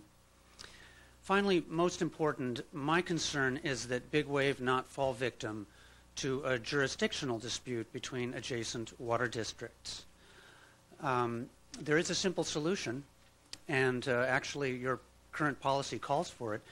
If those two water districts were consolidated, it would not be possible for them to have a jurisdictional dispute. Thank you very much. Thank you, Mr. Bacon. Peter Grinnell, followed by Mark Zaffarano. Good morning, Peter. What happened to you? Hip replacement surgery. I shouldn't be here. But I am. We're glad you are. Thank you. Good morning, Mr. President, Supervisors. I speak to item 9, Burnham Strip, particularly staff's revised proposal, item 4 on page 27 of the staff report. And to facilitate this portion, if we could have the Burnham Strip overlay up on the screen, that would be most helpful.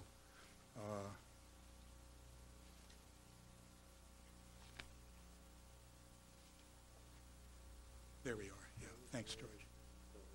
No, the other one. Yeah. Briefly, what we see, staff's proposal there to permit single-family residences for we can get it out there. Plots that are less than 1 acre or that do not front Highway 1 opens the door to a solution to our issue. We would now propose a solution. Effectively, what we would like to see is that proposal include the ability to have one residence as specified elsewhere in the recommendations in the northeast corner of our portion of the Burnham Strip. That is the big, dark outlined portion, the sharp, acute angle that abuts the start of the yellow to the left side there. Right, directly above the president. Effectively, what that would do... Above his bald spot. That would take care of our very significant issue. And our counsel, Mr. Zaffarano, will speak to the potential legal issue that could involve the state of California that we may find ourselves forced to deal with in the absence of a resolution to this. And so what we would propose is extending the yellow line to include a little corner of that piece, basically the same area. I also like to bring to your attention the fact that there are 2 existing easements, Caltrans and Sanitary District, that run along the Cabrillo Highway and preclude any development of fronting on the highway. Thank you very much, Peter. Sure. Mark Zaffarano, followed by Chris Kern.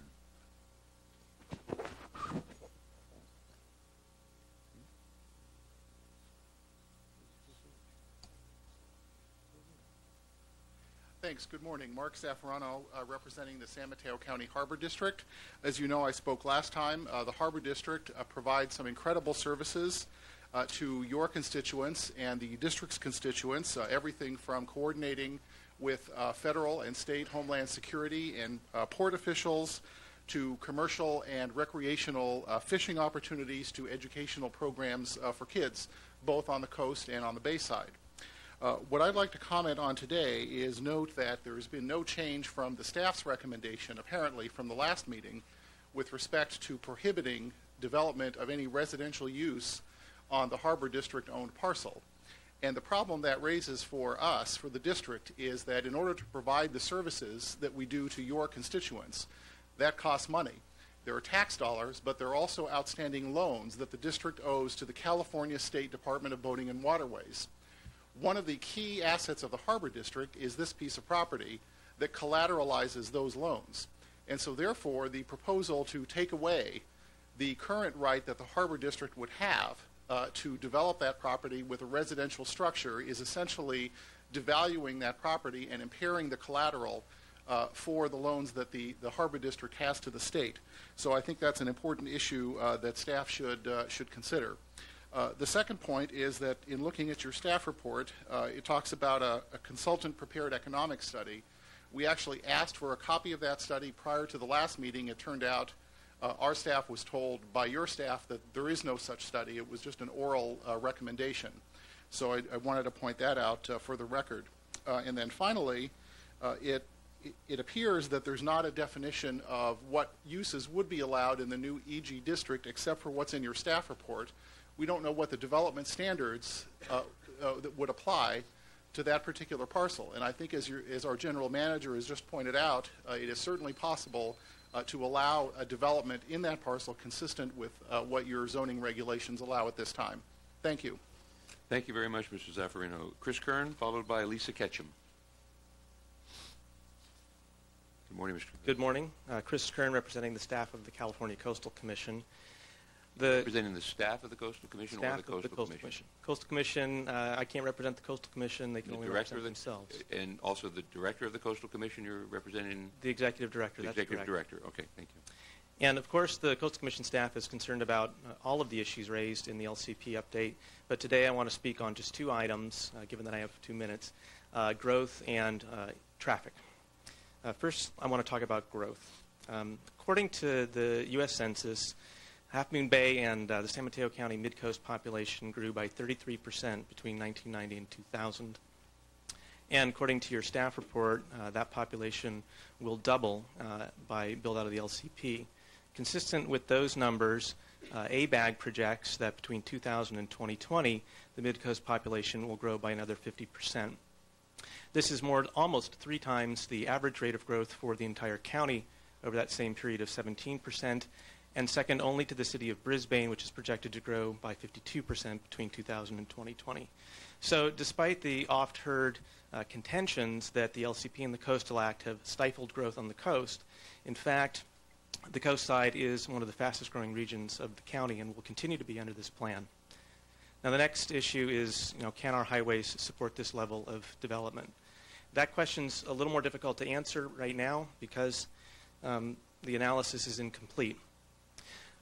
But to complete the analysis, which we will have to do before we can take this matter to the Coastal Commission, we need hard numbers. We need to look at what is the anticipated level of demand for highway service at build-out of the LCP under different scenarios, and we need to look at what is the capacity of the highways under different improvement scenarios and see whether the numbers match up.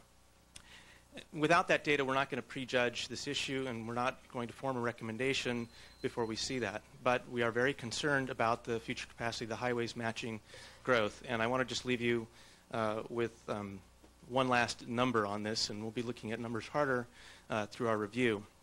But your countywide congestion management plan is projecting that the volume of traffic on highways 1 and 92 will exceed the capacity in 2010, just in 4 years, by more than twice its capacity.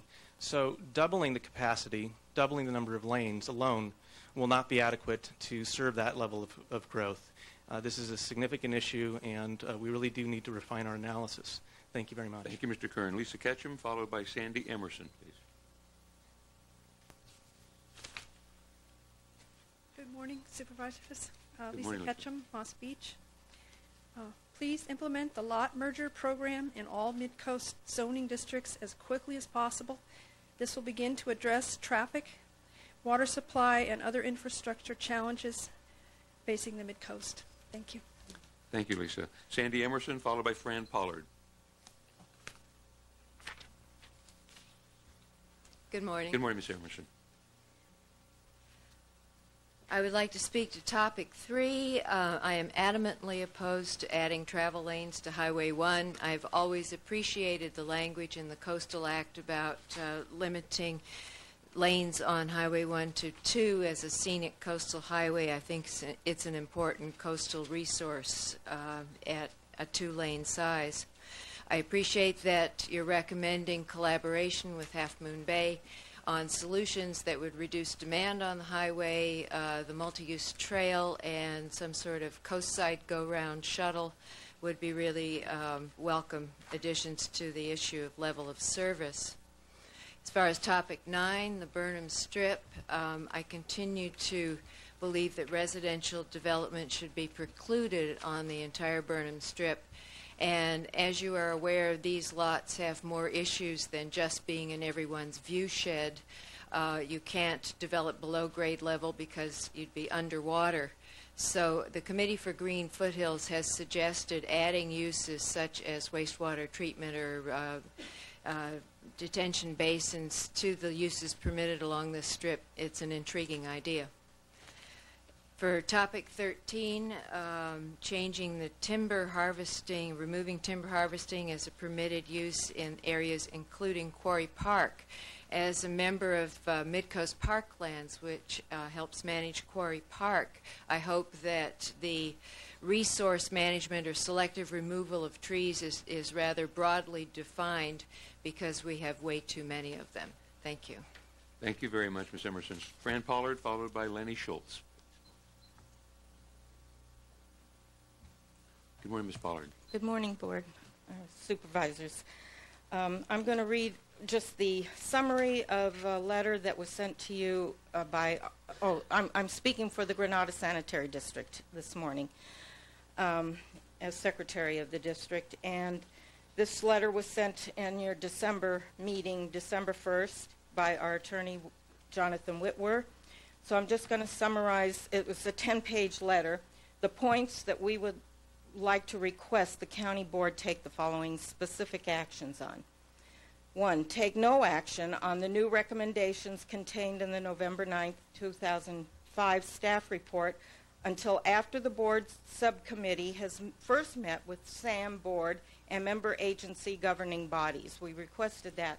I don't think there's been any discussion with the member boards on our on resolving some of the issues. Adopt the recommendations of the Planning Commission, including with regard to the residential build-out estimate, to not increase the build-out number, the merger of the substandard lots. That can't wait another 18 months. It has to be merged right now. I mean, you have to put that motion in action immediately because too many have been split already. The maintenance of the community open space and conservation, the COSC zoning districts on properties currently zoned COSC, and elimination of single-family dwellings as an allowable use in said district, because that would turn a publicly zoned open space to private property. And if you line up that whole property with homes, that's all it'll become is private use, and the public will have no use of it. And it's always been zoned open space. All right, quickly, I'll just say we want the proportionality rule as in Half Moon Bay and provide house size bonus, not provide the bonus size, because that just defeats the purpose of affordable housing. And the Granada district also has wastewater collection treatment problems, the old system. So we may have capacity, but we cannot collect it all because it'll cost millions of dollars to redo that. So I hope you take that into consideration. Thank you, Ms. Pollard. Lenny Schultz, followed by Barbara Maas.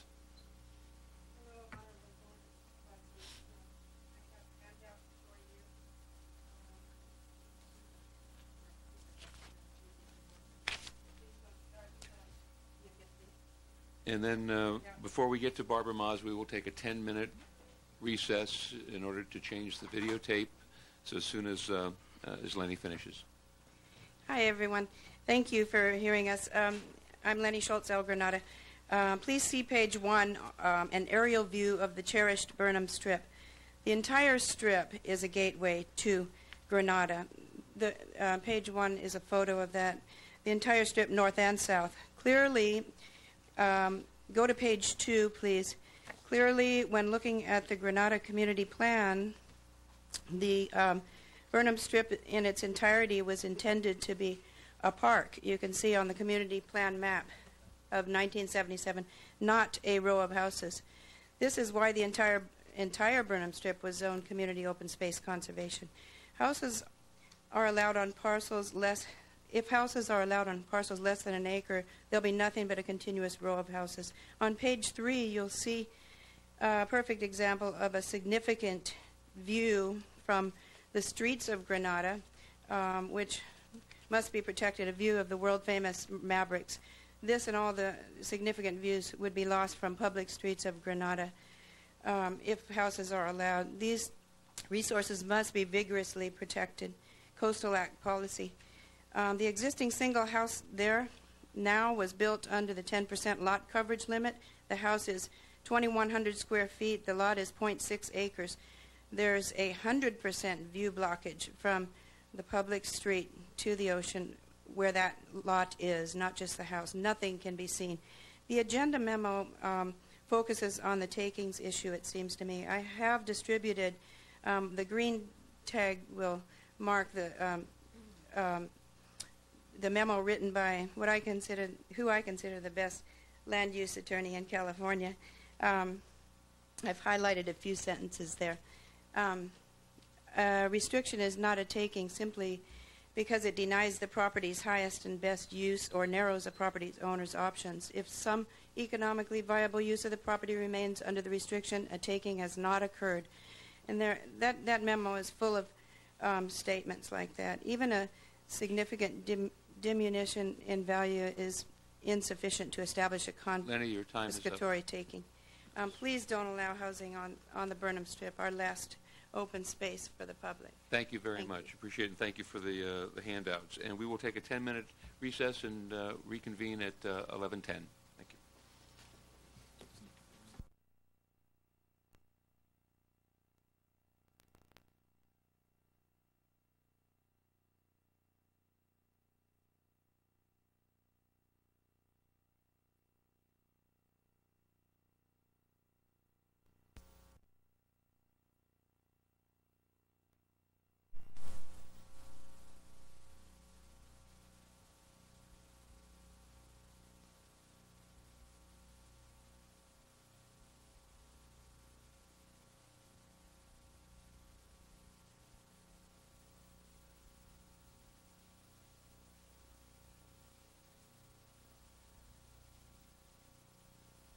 The Board of Supervisors meeting is back in session, and our next speaker is Barbara Maas on the LCP amendments. Barbara, good morning. Good morning. I'm Barbara Maas from El Granada, and for the record, it needs to be said, the county's LCP update is a total fraud because it based all of its assumptions for over-infrastructure, over roads, oversized park, rec facilities, school facilities, water needs upon the outdated overestimates from the 1980s, the build-out numbers from the 1980s that don't even include the hundreds, if not thousands, of antiquated substandard lots in the mid-coast. This is wrong. The purpose of the LCP update is to take a look back, see what has taken place since that happened, since the LCP took place, got certified. This has not been done. There was no carrying capacity, and that needs to be done. There is no discussion in your LCP update of the mid-coast open space element. We do have one. It's all the rural designated lands, including the Burnham Strip. In addition to being open space, it should be maintained as open space along with the Murata surf land up above the radar station and all the land going along Moss Beach into Montera and the Bluffs, because it's a requirement of state government code to maintain space between developed areas. El Granada, the Burnham Strip, and the Murata Surf are part of the historic Burnham Plan. The Burnham Plan, including these areas, is a county historic resource. These areas need to be protected and preserved in perpetuity. Was that it? Now, their substandard lots need to be Barbara, comprehensively merged. Your time is up.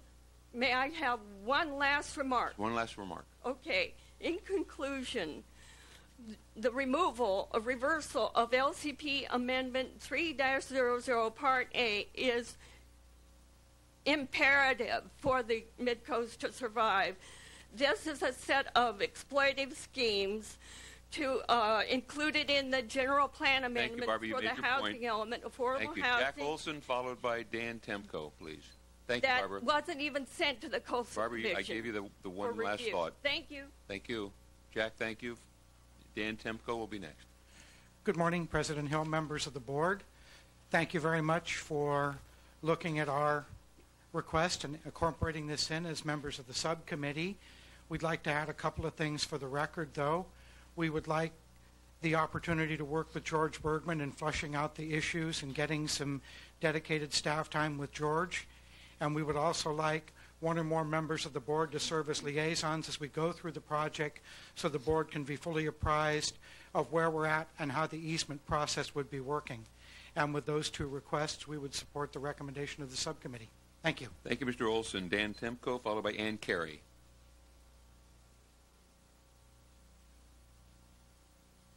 Good morning, Mr. Temko. Good morning, Mr. President, members of the board, staff. Pillar Point Harbor, I'd like to speak on item number 9.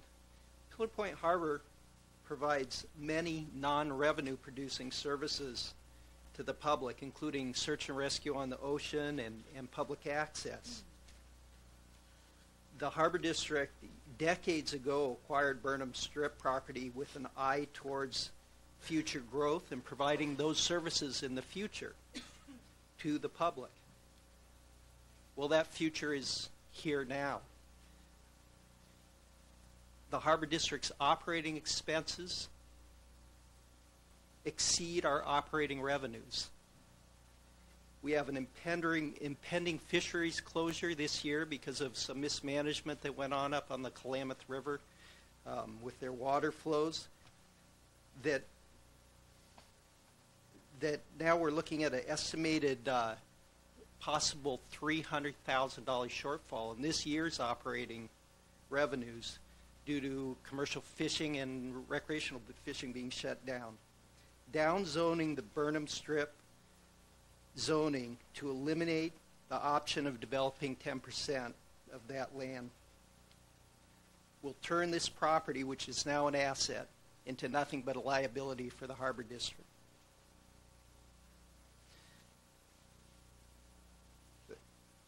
Based on that, I'm requesting that the zoning remain the same or that another option that was mentioned earlier by the District General Manager be explored. Thank you. Thank you, Mr. Temko. Our next speaker, Ann Carey, followed by April Vargas. Good morning, Ms. Carey, and we did receive your letter. Oh, thank you. Good morning, President Hill and honorable supervisors. My name is Ann Carey, and I would like to comment on topic number 3, improving the level of service on Highway 1. I support the revised subcommittee recommendation. Interagency coordination is vital to improving the level of service on Highway 1. As you know, Half Moon Bay is in the process of updating its LCP, where its current LCP recommends safety improvements and requests Caltrans to widen Highway 1 to 4 lanes within the city. Last year, the prior City Council discussed this issue and proposed instead widening Highway 1 to a 4-lane parkway. This issue is still under consideration, so most likely the new City Council will continue deliberating this issue. So interagency coordination will become important as we look forward to the next 20 and 30 years on the coast. And this doesn't preclude that there might be different traffic objectives for different areas. I would like to recommend that the board also include Highway 92 in its recommendation. In regards to pedestrian multi-purpose trail along Highway 1, it is not clear in the staff report if the existing unused portions of the right-of-way allow for both the potential expansion of the highway and the trail. And so I'd like to request that the board ensure that the development of one will not preclude the development of the other. Thank you. Thank you, Ms. Carey. April Vargas, followed by Joe Chamberlain.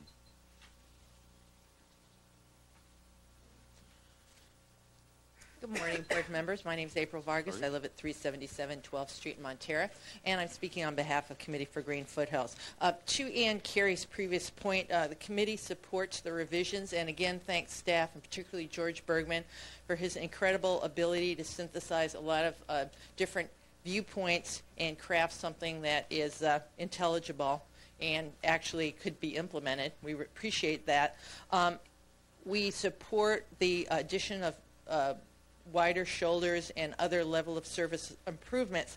However, specifically to the expansion of the highway, we would suggest that such a method only be contemplated after all basic local commuter and recreational transit service levels had been met. So before, in other words, before lane expansions to increase the width of Highway 1, the importance of public transportation has to be definitely studied and implemented.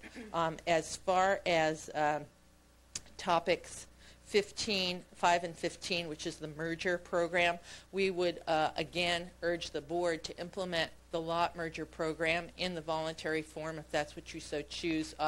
At your earliest possible convenience. Our understanding, as I've said before, is the Coastal Commission would not have to approve that. And there's definitely a precedent with the board in terms of the house size standard limit and design review, which have all been part of this process and have already been implemented and have really helped the whole process. And we believe that the lot merger program would as well. And we commend the staff for the checkerboarding provisions that were put in here, which we believe are fair. And then finally, as far as the deletion of the timber harvesting is concerned, our suggestion would be that the board would approve the language now to delete those uses in those zoning districts, but delay implementation until 1 year after certification of the LCP amendment. That would allow time for the alternatives proposals, such as Mr. Olson brought up, to be discussed and some implementation to be drawn up. But Thank you, Ms. don't Vargas. want Your to time is up. delay it. Thank you. Thank you. Joe Chamberlain, followed by Catherine Slater-Carter.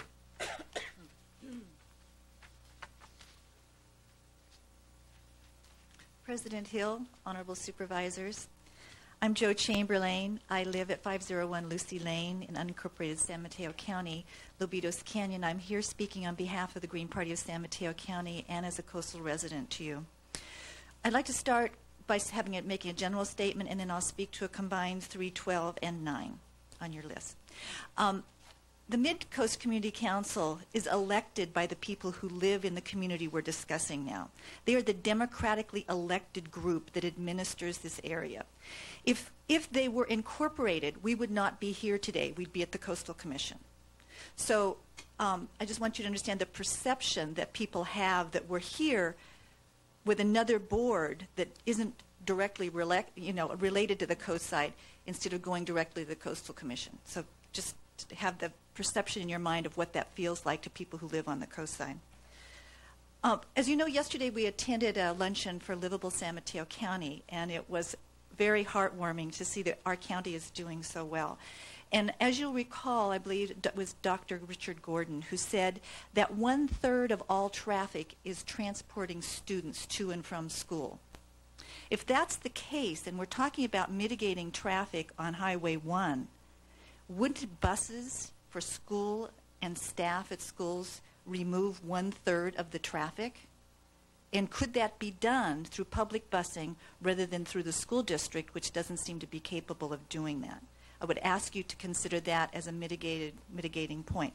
The other point is that if pedestrian and bicycle traffic is separated from Highway 1, students and parents and adults will feel comfortable using their feet and their bicycles for transportation and getting out of their cars. So, adding more lanes has historically never proven to be adequate for that. And I wanted to just, in my final comments, say that we very much would like to keep the entire Burnham Preserve as open space. Thank you. Thank you, Ms. Chamberlain. Catherine Slater-Carter, followed by Ron Karp.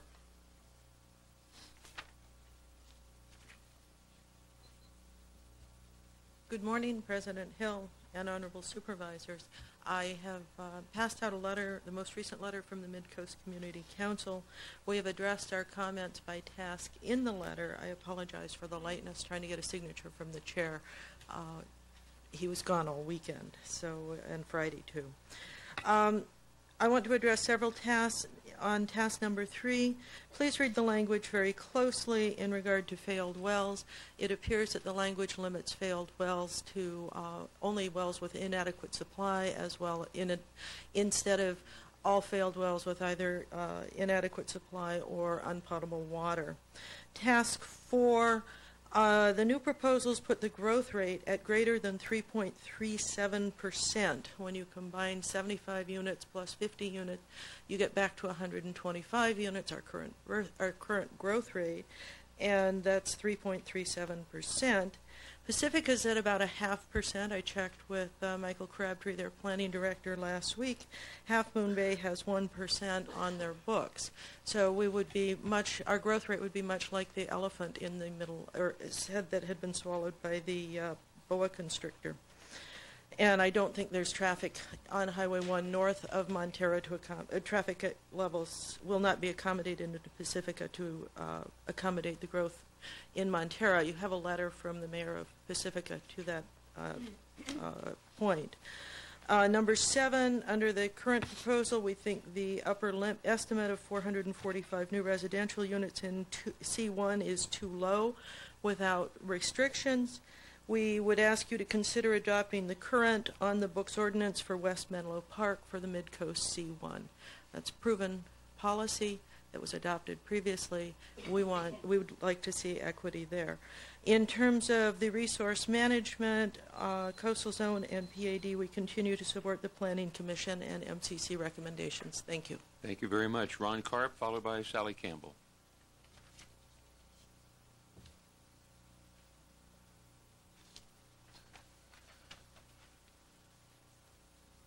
Good morning, Mr. Karp. Good morning, Mr. President, members of the Board of Supervisors.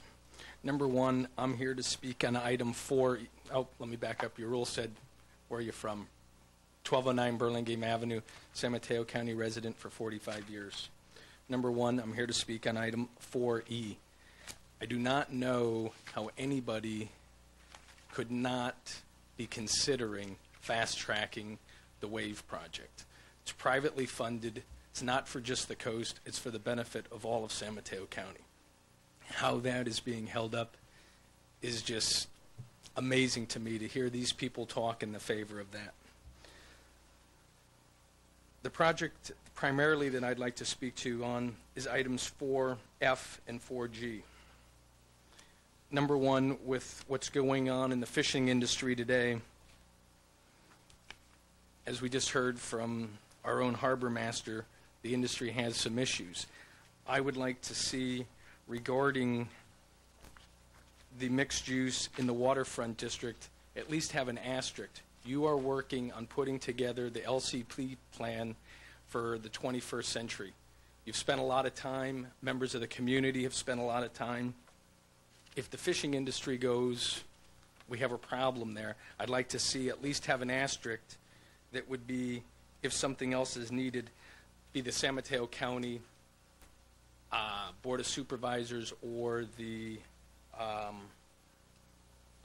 planning director have the privilege to extend that. It also goes in, excuse me, that's number 8, not 4. I apologize. It's item 8. So I think there needs to be something here for the future that if we have a problem in that area, that we could do something for everybody. Thank you. Thank you, Mr. Karp. Sally Campbell, followed by Paul McGregor. Good morning, Honorable President and board members. I've lived on the coast so long, the salt water is rusting my pipes. So if you'll bear with me, I'm here to talk about item number 9 and to reiterate that this is public land held in trust by the Harbor District. And whether or not it is a taking is yet to be seen possibly. But what is important to myself and the rest of the board is that that property value as it's zoned now is in excess of $1 million. If it is rezoned, it is virtually, will bring the virtual value down to nothing. We have used that property, as we have with our other property, to collateralize our $19 million worth of loans that we have with the California State Boating and Waterways. A hit like that would be devastating. We are in a new and recognized situation with our finances. We need absolutely every asset and every part of revenue we can get. You've heard about the fishing community and what that'll cost us if that happens. They have already taken away the month of April, both from commercial and sport fishing. It is yet to be determined whether they're going to cut the season back to what they had last year, or they will deem that there will be no fishing for salmon whatsoever. So I beg you to really consider what's going on here, and that we certainly would be amenable to considering much less than 10%. Keep in mind that the zoning right now mandates that 90% of that property remain open space. Thank you. Thank you, Ms. Campbell. Paul McGregor, followed by Joe Guntran.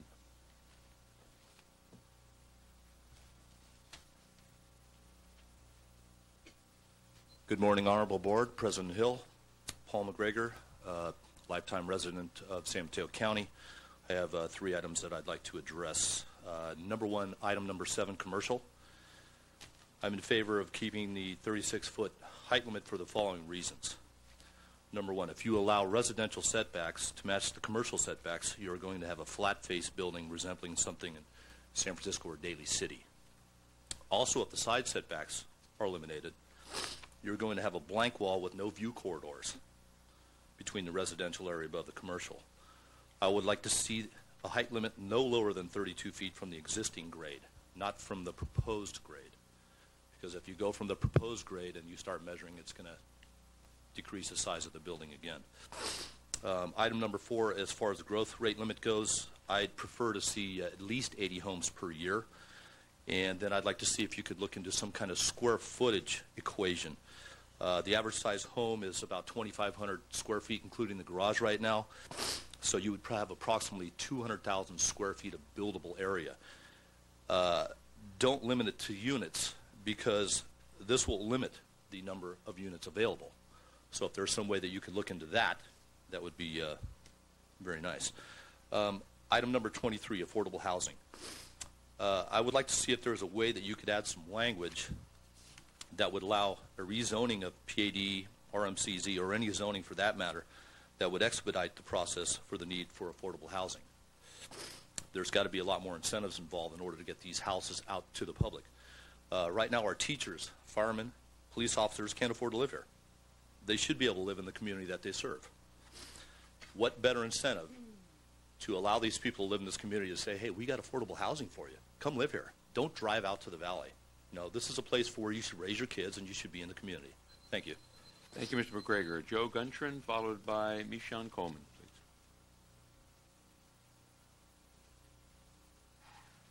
please. Mr. President, Board of Supervisors, Joe Guntran, 1398 Cedar Street, Montera. And I just have a few comments here. First of all, I support the Big Wave project. And my brother has been a member of the PARCA in San Mateo County for the last 20 years, and there's no such facilities like that on the coast side. So I think that's a great move. Number 2, item 7, C1 districts. I agree with the subcommittees regarding residential use in the C1 districts, all except item B, which basically reads, permit residential floor area to exceed the commercial floor area. We need a defined residential floor area ratio. I would suggest to increase the second and third floor area to at least 1.85% that of the commercial floor area. An example of this would be if you had a 1,000 square foot commercial floor area on the bottom floor, the second floor could have 1,850 square feet, which would equate out to to apartment units, which is an affordable type of apartment unit versus a family trying or a person trying to rent a house. Item 19B, the drainage improvements. This one applies to the drainage improvements in Montera on Cedar Street. I live on Cedar Street, and they plan to run the drainage pipes down the block that I live in. I own the property there, and I don't oppose this project, but I do have a couple concerns because all the watershed now floods on Cedar and Hart Street. It doesn't come down my street, and I own the lower part of the property. My property has never been flooded, so I'm concerned will it flood now if the drainage man-made drainage this pattern gets changed. And then number two, if the drainage facility is installed, will the County of San Mateo pick up the maintenance of that road? It's approximately 400 or 500 feet. Thank you. Thank you, Mr. Guntrin. Ms. Sean Coleman, our final speaker. Good morning, President Hill, members of the board. Excuse my voice. My name is Nishan Coleman. I'm Deputy Director of Government Affairs for the San Mateo County Association of Realtors. I'd like to address items 5 and 15 regarding lot mergers. In regards to the subcommittee's recommendation pertaining to the two-phase voluntary lot merger of substandard lots, we do not oppose implementation of this policy. However, we would ask the board to consider extending the proposed phase 1 from 18 months to 3 years. We also ask that in the event ownership changes more than 3 times during phase 1, that the issue is brought back to the board instead of an automatic transition to phase 2. Thank you. Thank you very much. That does conclude our speakers. Is there a motion to close the public hearing? So moved. We have a motion and a second to close the public hearing. All those in favor signify by saying aye. Aye. Opposed? Motion is carried unanimously. Then we will bring this discussion back to the board, and we can begin. We can do is move through these items one at a time, from 1 through 23, for discussion and possible tentative action to then move forward to final amendments. And some of these items, as you know, we have taken previous tentative approvals on, but we will just go through and see if there is a desire to make any changes or modifications to those. So we'll start with item number 1, or topic number 1, the residential build-out estimates. First of all, George, are there any questions of George Bergman at this time from staff? No. Do we have any? See none? Okay, very good, George. Then item number 1, the residential build-out estimate, which we've previously taken tentative action. Is there a desire to make any changes on that? Seeing none, we will move to item 2, topic 2, the number of substandard lots, which is also tentative action has been taken. Is there a desire to make any modifications on that? Seeing none, we will move to topic number 3, which is the infrastructure demand at build-out. As we know, tentative action has not occurred on this item. So then we can open that for discussion. We have the recommendation of the subcommittee. And perhaps we could begin discussion. Supervisor Gordon. Yeah, working off page 11 and 12, where we've got the revised subcommittee recommendations. Item number 4, as it relates to the residential wells, I do think that perhaps the suggestion that we change the language so that it is not just inadequate water supply, but we have had situations where there has been nitrates and other chemicals get into the water supply, and the well is unusable for other reasons. So, inadequate or contaminated, or well, actually, I think environmental health has a standard for determining when a well has failed, and that perhaps the language would be that maybe what we ought to say is that that residential wells in the unincorporated mid-coast that have been deemed to be failed wells by the county's environmental health director. Is that a motion for a change? I'll second. We have a second on the changing of that. So that is one change within that. We can vote on that one change and then move forward to any other changes, and we include that as. Is there any opposition to that? Seeing none, that will include that into item number 4 of item number 3. of topic number 3. Any other changes from the revised subcommittee recommendations?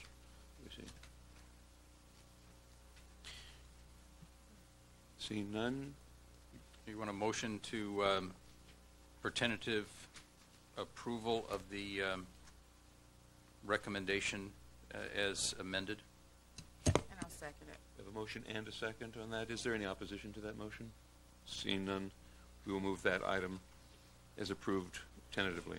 Moving to item number 4, which is also, or topic number 4, board tentative action has not occurred on that item. That's the residential growth rate limit. We have the subcommittee's recommendations. Discussion? If there's no changes? This is one we had a lot of discussion on, I think.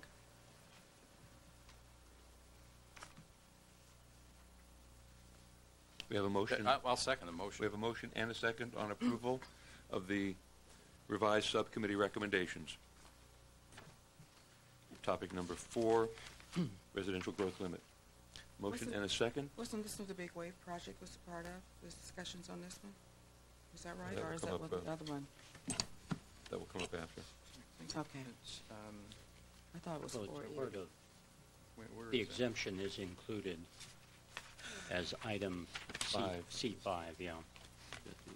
Oh, on here.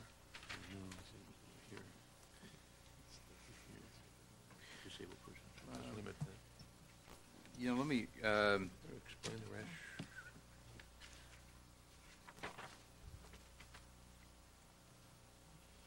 Well, let me look here. George, maybe you can help us. I think it may be that it was the request by Big Wave to eliminate the not to exceed 50 units per unit, the limit. That was their request. The water issue that was mentioned earlier, that will be taken up.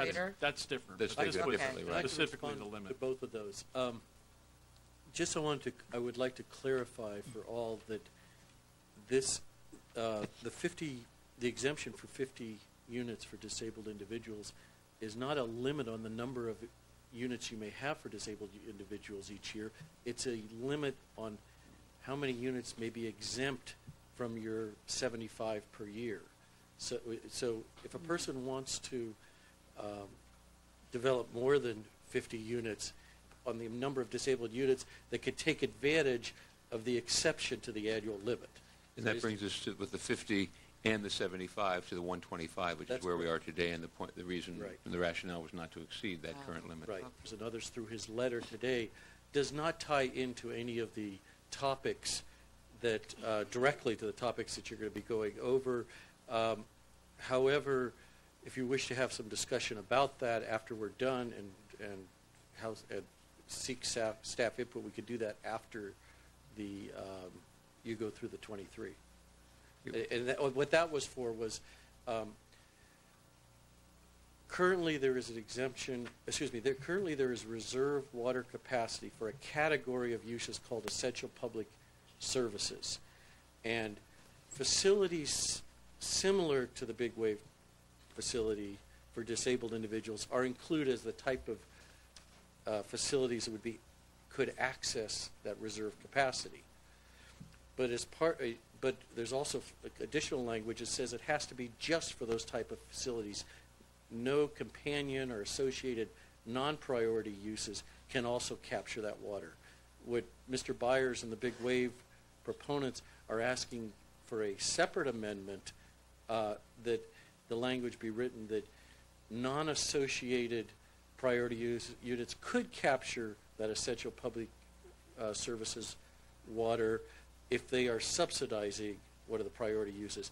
Said in plain English, they are requesting that their office development get the priority use for essential public services because with the way they have constructed the project, they see the office development as subsidizing the Big Wave disabled unit project.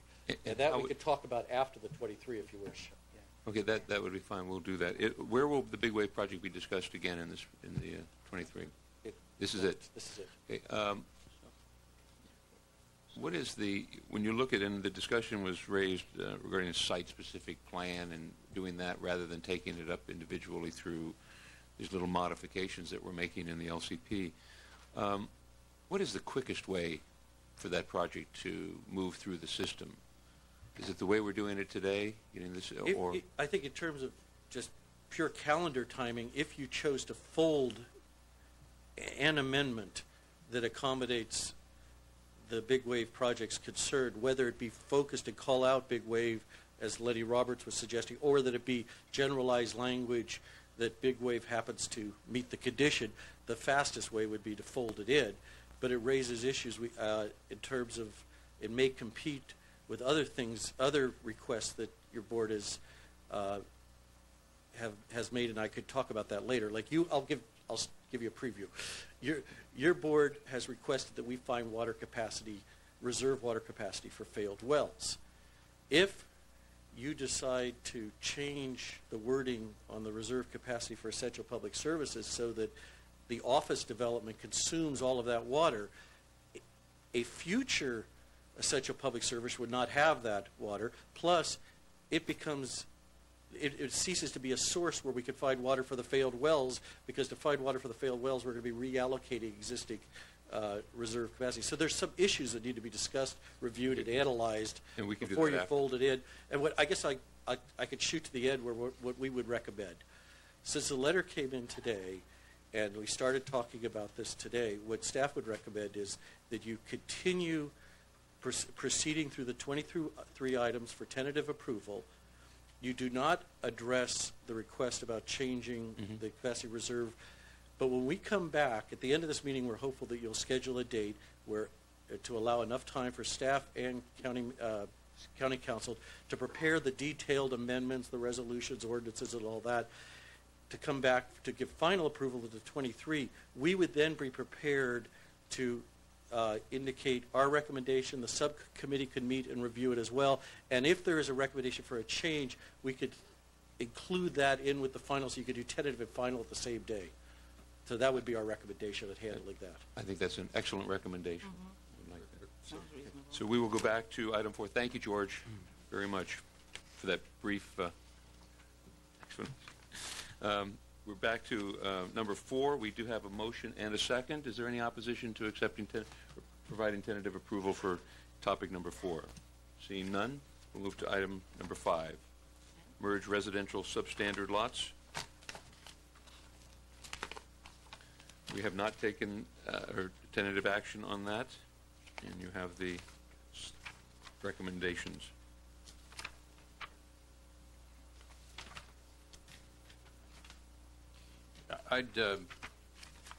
Looking again at pages 19 and 20 in the staff report, which lay out the subcommittee recommendations, I'd move tentative approval of the subcommittee recommendations. Second. We have tentative approval of the subcommittee recommendations for item number 5.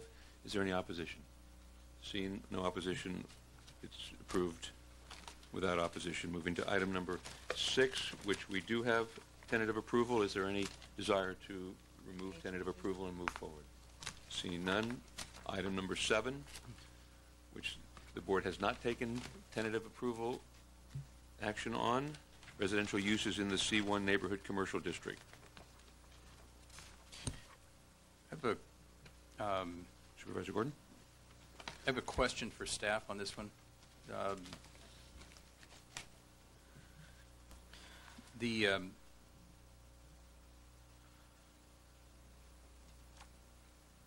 I guess what I'm trying to recall is, trying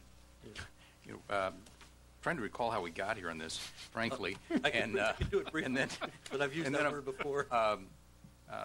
And I'm also curious as to how the letter we got from this morning from the Mid-Coast Community Council references, similar commercial zonings in West Menlo Park and I believe North Fair Oaks. And I'm curious as to how this would relate. How does this look different or the same as those? I'll take them both. Number one, the quick history. The intent from the beginning of this project and through the Planning Commission into your board, the key intent of topic number 7 was to assure that residential was not on the ground floor. There's limited dedicated commercial space in the mid-coast. We have seen, and the existing zoning allows residential use with a use permit. We have seen situations where people have come in and built an apartment house on commercial zoned property. And what we wanted to assure was that the ground floor is reserved for the preferred principal use, neighborhood commercial uses, and that the upstairs could be used for residential. Then, so that was basically our proposal. Also, there was a proposal to lower the height from the existing 36 feet to 28 feet to be in parity with the height limits, predominant height limit for residential in the community, kind of a community scale standard. We bring the height down. That was basically what came into the board meetings, the proposal. You had heard from Joe Guntrin and another builder, I can't recall, that this may be too at that time there was a requirement that the floor area of the residential component could not exceed the floor area of the commercial component, which is what we do in the Coastside Commercial District currently. You heard from local builders that that would be too constraining, and asked that the board consider flexible measures to incorporate flexibility. At the time, it was talking about possibly exempting the setback requirement because that takes away floor area, and possibly increasing the height to 32 feet rather than 28 feet. So there was a request that we look at different variables. We did look at different variables. The outcome was not limiting the floor area of the residential component to the commercial down below, and allowing some options for the developer to decide related to exempting a setback or lowering the height. So that's the history part. The other part's harder for me to answer since I haven't gotten a copy of the Mid-Coast Community Council letter, and I don't have a kind of a conversant understanding of the West Menlo and North Fair Oaks C1 regs, though I could pick up on it really quick, but I don't have it right now. So I mean, if during the course of these proceedings there was a recess, I could review those two regulations, identify the differences, or see if this is something that we would want to further pursue. It may be worthwhile to look at this for the form of conformity and consistency, just so that we can have some rationale for why we want to stick with the current recommendations versus looking at comparing it to what North Fair Oaks and West Menlo Park is. We can do this in short order. We could if there's a recess, or we can ask to look at these and make a decision. I mean, we could make a quick evaluation of the differences and what attributes those regulations have, or what points those have. An alternative might be to take tentative action if you're otherwise okay with this, subject to the staff making a report back to you when the matter comes back, so you can look at it a little more deliberately. That'd be fine. We could probably get to that in advance of the next hearing, so you could see it in advance. It just helps to have some rationale as to why if there are differences, why there are differences. And we could include an evaluation in the staff report for the next meeting, and much like the big wave request, it'd be kind of a combined tentative final action. If we are recommending something different, we'll have the wording right there for you in terms of the final amendment, so it doesn't lag behind anything. So, you comfortable with that? That'll be fine. We'll do that then. If everyone's agreeable. I have a question for George. Okay. Go ahead. Mark, go ahead. We may have the same. Go ahead. Okay. This is a little bit different, but on the 32-foot limitation, George, would 3 stories be possible with that limitation? I think it is physically possible. I'll ask Lisa. A 32-foot height building, 3 feet would be physically possible. And are there any design restrictions in terms of the roof, and whether it is to be pitched or flat? There are new design. Well, excuse me.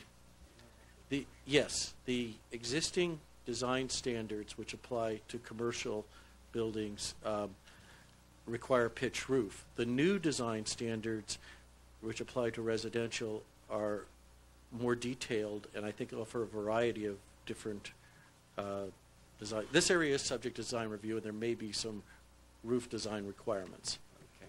This is subject to design review.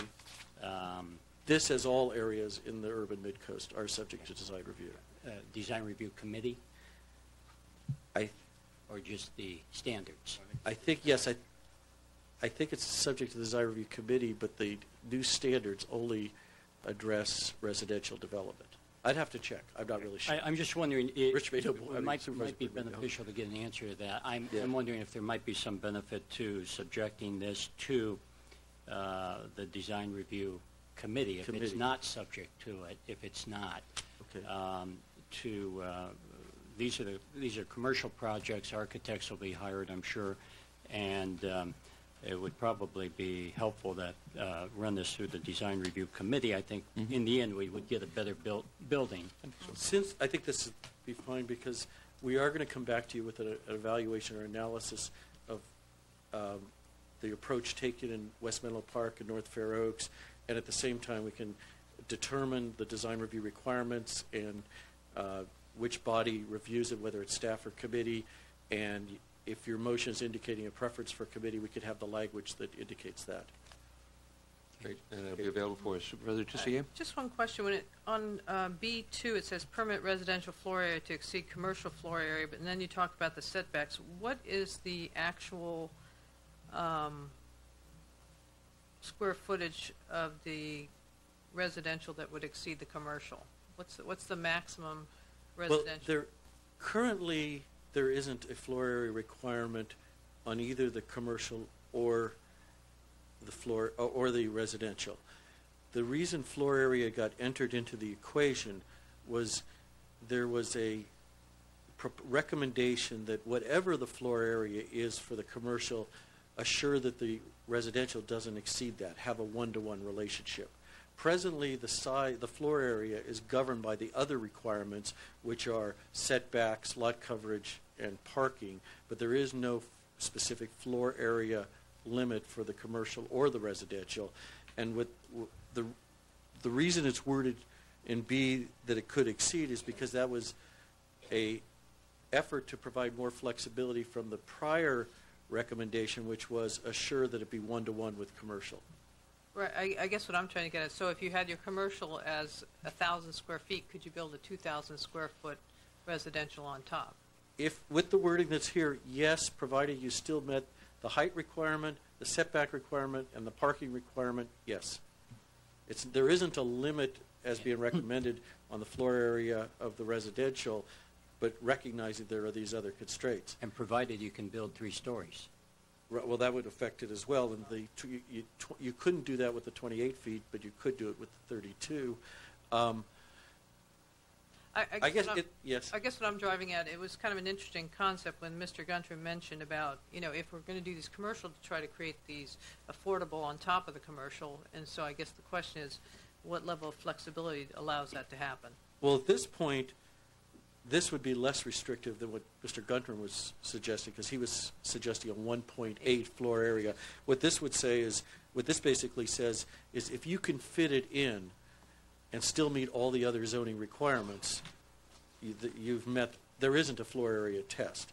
Where we initially, as we do in the CCR district, we say it has to be one-to-one. Okay. Gotcha. Further questions? If we move anything here, I'd really want to move really tentative. That's all we're doing. I don't know. Can you do extra tentative? Because I feel like even having worked on this, I'm not clear, what it would look like and where we're going with this. But if we need a tentative approval in order for the staff then to do the work that and follow up on the discussion we've just had, for that basis, I would move tentative approval if necessary. And I would agree with that if we can include the recommendation that Design Review Committee review this as well. Very good. I would accept that. Motion and a second on tentative approval, very tentative approval with the suggested changes for design review, and coming back with some changes and modifications and alternatives that would meet and evaluating the West Menlo Park and the North Fair Oaks. Is there any opposition to the motion? Seeing none, we'll move to item number 8. Board tentative action has occurred on that item. Any desire to make changes? Seeing none, we'll move to item 9, which board tentative action has not occurred. And this is the Burnham Strip. So you have the revised subcommittee recommendations, and there have been a number of issues raised with them today and suggestions.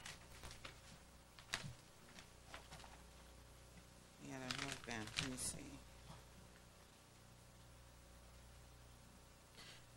Maybe, go ahead. No, go ahead. I was just going to ask, it does concern me that we run the risk of, doing major damage to the Harbor District. Is there some verbiage that could come back from staff to, or at least take a look at that area to find out, can there be some changes that would continue to keep them whole, with at the same time not being invasive enough to cause us problems with additional housing in that area? One of the things the board might want to is letting the subcommittee sort of reflect on what was heard as to whether the subcommittee would recommend changes in the board to specify the kinds of things you'd like the subcommittee to look at. Okay. It's a little hard to start rewriting it just having heard it, I think. Mm-hmm. You want to consider it, and maybe if you could specify the things that you're interested in considering, like the Harbor District property or any of the other issues, then the subcommittee could reflect on that and make their own recommendation in light of what they heard today. I agree with Mr. Casey's comment, but I could distill in one sentence what I think was the Harbor District's request. Basically, and what I understand from also speaking with Peter Grinnell is they have no problem with the additional measures of pushing the house back, having the house small, keeping it one story. They want the ability to at least build one house on the parcel shown in purple, and it occupy a small area of the property. One way to accomplish that very easily is just not have the requirement that residential is restricted to parcels less than 1 acre and not fronting Highway 1. If we say residential is permitted on all the parcels, but they're subject now to these new development standards, that would have accommodated what the Harbor District is asking for. Supervisor Church? I'm Gordon.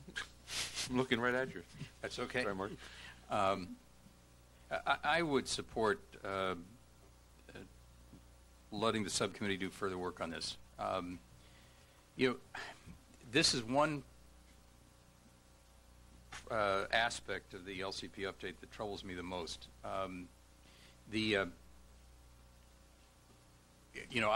I fully support and think what Daniel Burnham drew up for El Granada is the right thing, and that means that this ought to be open space. I think it was an error and a mistake that a house ever got built here in the first place.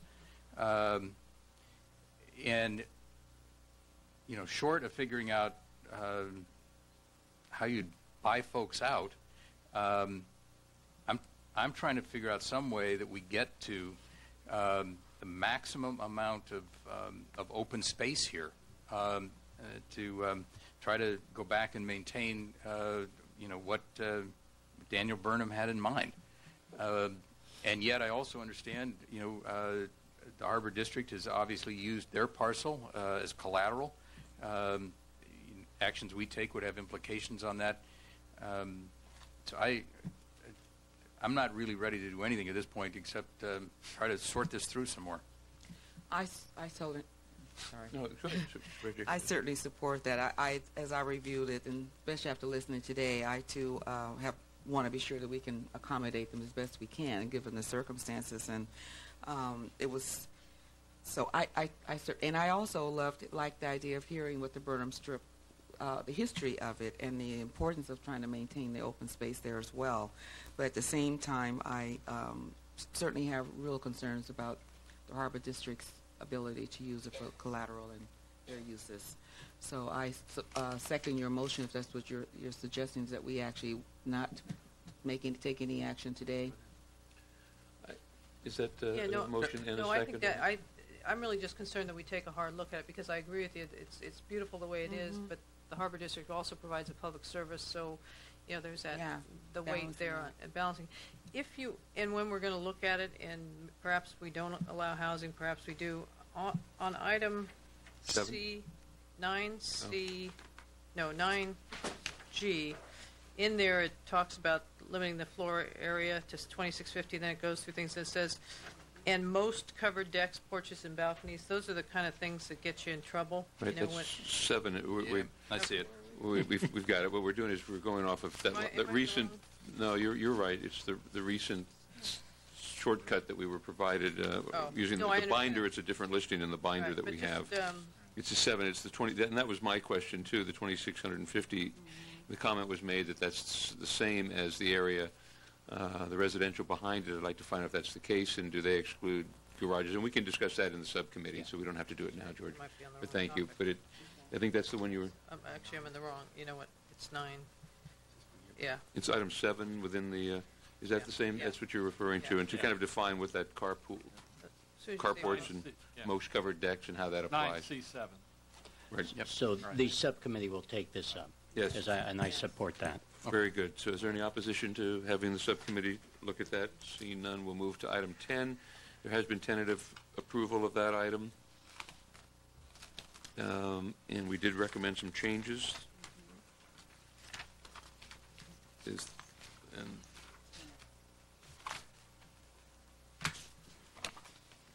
Your desire to... Now this, we did receive a letter from Mr. Cullen.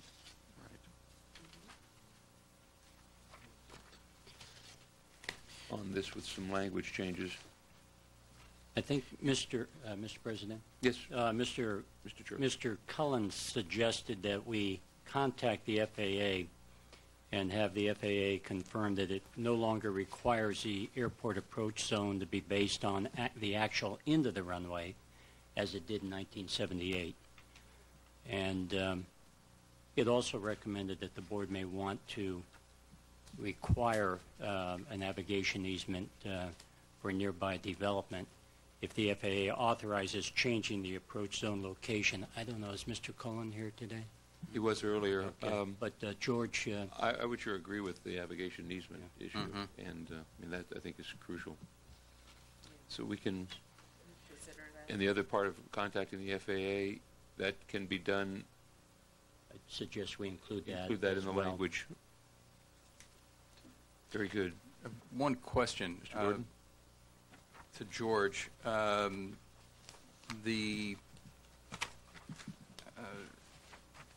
The AC zone that we're talking about converting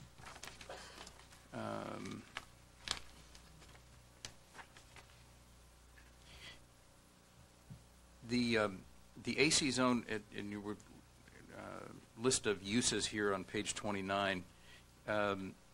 One of those areas was explored by the Mid-Coast Park Task Force as a possible place for a ball field or recreation area. I've seen developments where that kind of activity can be very compatible with, with an office building, and I'd hate to be in a place where we precluded that as a possible use.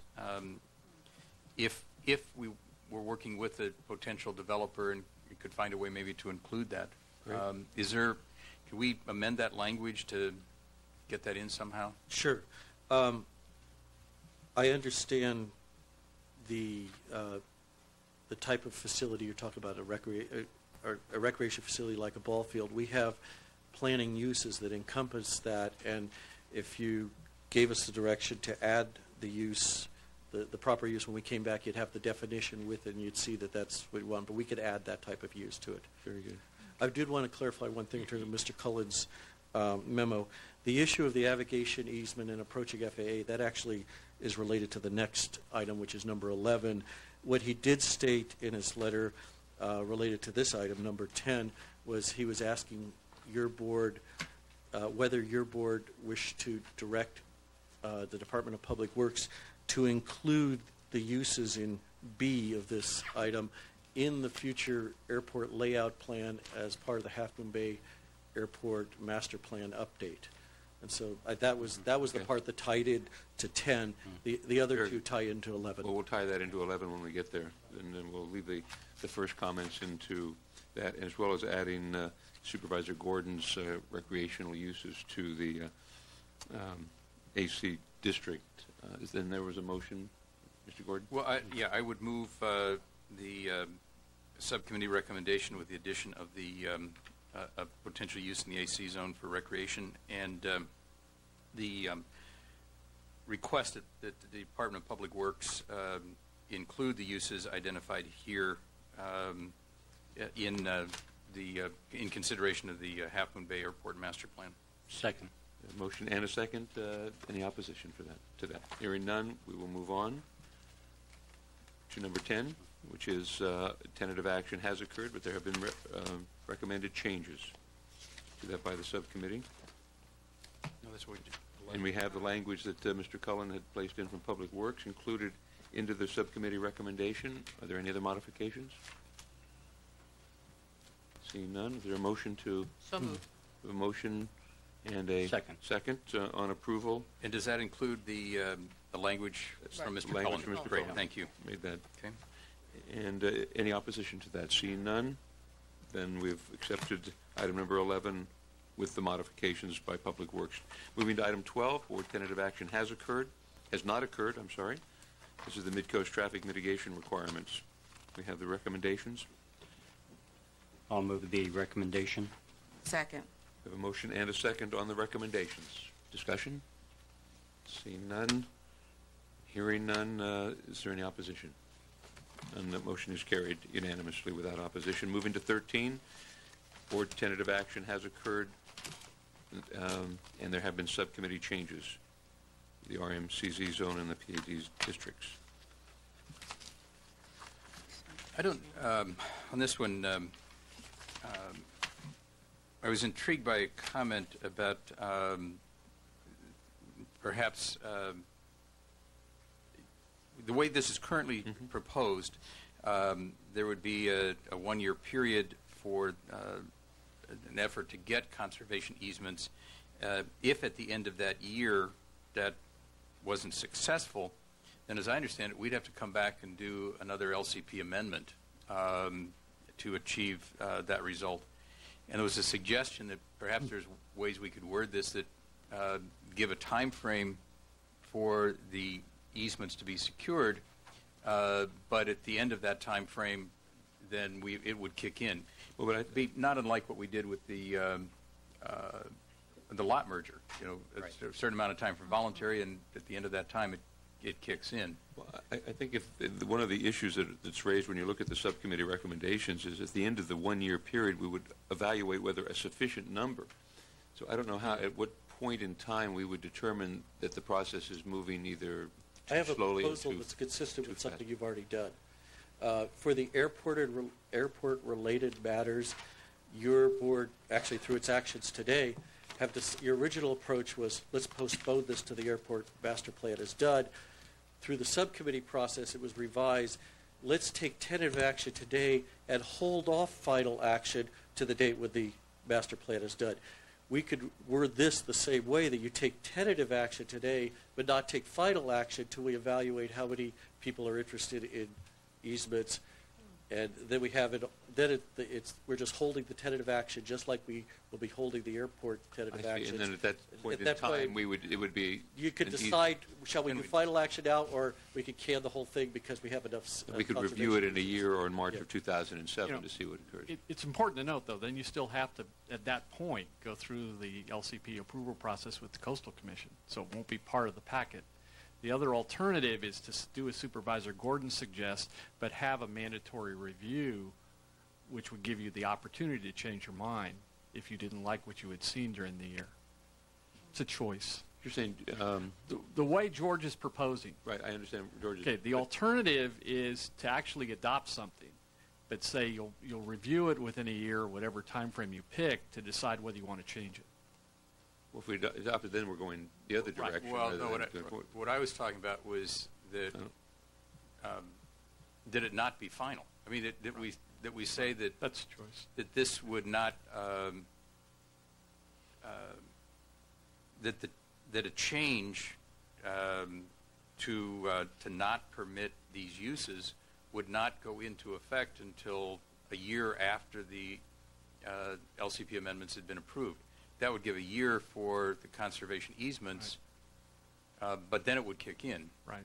But then if we did not want that to go forward because of the easements that were developed, then we would have to go right. back and amend the right. LCP at that time. Right. So I guess it's whichever one we think would be the most successful would be the one that exactly. we would go forward with. This may be another one for the committee to look at because we might be able to develop some different alternative languages that would give you a flavor for what the process might be like. Because there are different ways to structure it. Okay. That's fine. Yeah, That's fine. I think there may be some way of doing that. Yeah. Great. So we will take that back to the committee then, number 13. 14, board tentative action has occurred in the rural residential designation. It says, oh. Has not occurred. Has not occurred on that. So subcommittee recommendation, that the board maintain the status quo, no change to the rural residential area boundary.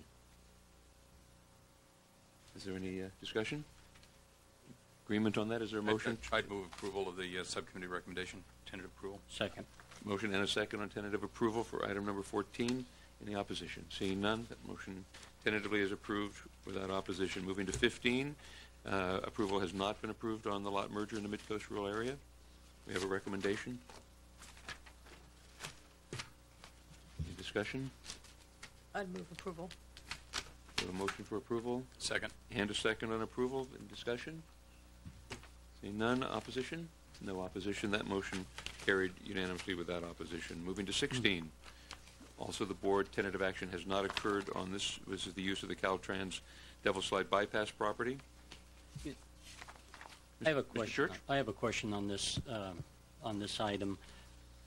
It has been reported here and previously that Caltrans is not interested in discussing this item now. And I'm curious what form that communication has taken. I've never seen that. Have we had a formal request, George? Maybe you can answer that question from the county.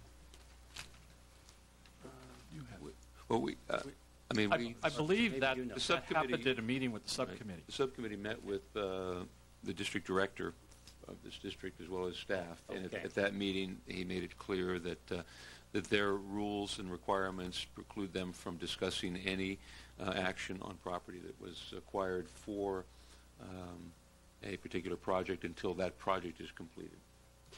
Well, I'm wondering if we can.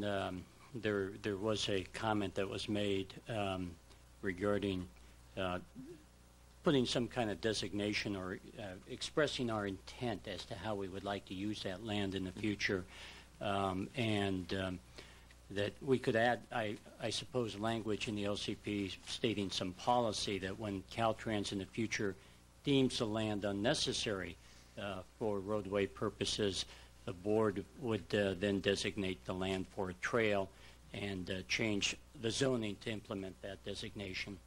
And I think that would be appropriate. I'd fully support that. I mean, that's that's what that's the goal. That's what we want to achieve. That's the goal. Some of the purpose for the language that we had was to try and I guess maintain a partnership and a relationship with them a little differently than that. As I recall, part of the discussion with the Caltrans representatives was that they didn't necessarily disagree with that, but depending on what future projects may come along, they saw the property as possible mitigation for other projects that might be necessary to have approval, and they just wanted to leave the issue open, not precluding at all that ultimately they might agree with the board. Yeah. And I understand that, and I support the subcommittee recommendation with that added change. The added change meaning the language in the language I just indicated. Right. Is there a second? Second. Let me make sure I understand this. The wording that's under 16A and it has 1, 2, 3, 4. I'm looking in the binder here. Mm-hmm. Are we saying that that's the recommendation, that we're going to assume the Planning Commission recommendation, or that we just leave it open? The subcommittee's recommendation. With the addition of what Supervisor Church just added. Okay, hang on one second. And what he just added was the language in the One of these. letter provided by Committee for Green Foothills. Well, I guess there's two issues that strike me. One, because it's an area that has the ability to connect trails from our end to Pacifica, and also the idea of there are some issues as it deals with water in that area that might be able to be used or leased to one of the water districts. I guess one of the questions, or one of the things I'd like to include, one is that we make the language a little stronger about how we want to preserve that right-of-way if and when it becomes available. And also, too, that we use some of that language, because one of the things I would like to see, if we have the ability financially at that time, is for the county to acquire that land so that we can add it to our park system or have the ability to determine how those lands would be used, so that we can enhance our trails in the county, and also perhaps a linear park. So I like some of the language that's actually been put forth by the Planning Commission, and I'm concerned that the language on the subcommittee recommendation is a little bit vague. I think it's the language that Supervisor Church was suggesting is the language that is right there.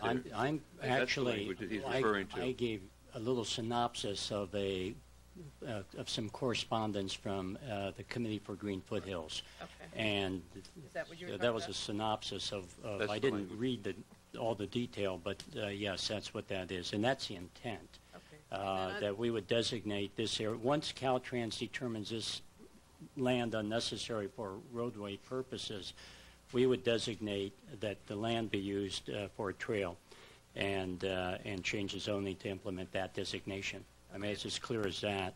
And I would just suggest we include that with the subcommittee recommendation.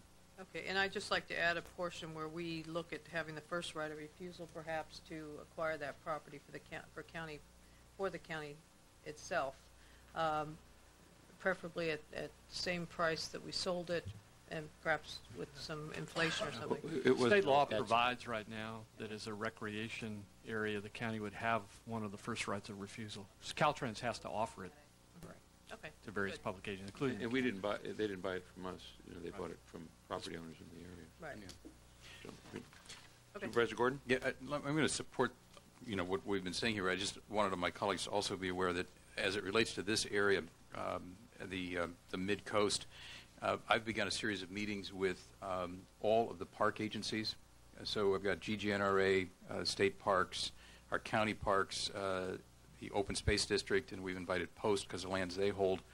And we're talking about kind of a coordinated approach to park and recreation and trails in the region, and what GGNRA is looking at doing and what state parks is going to do, and how to bring it all together. And that might be a venue also where we could further the discussion about this land and its future use and potential as park and recreation and trail space.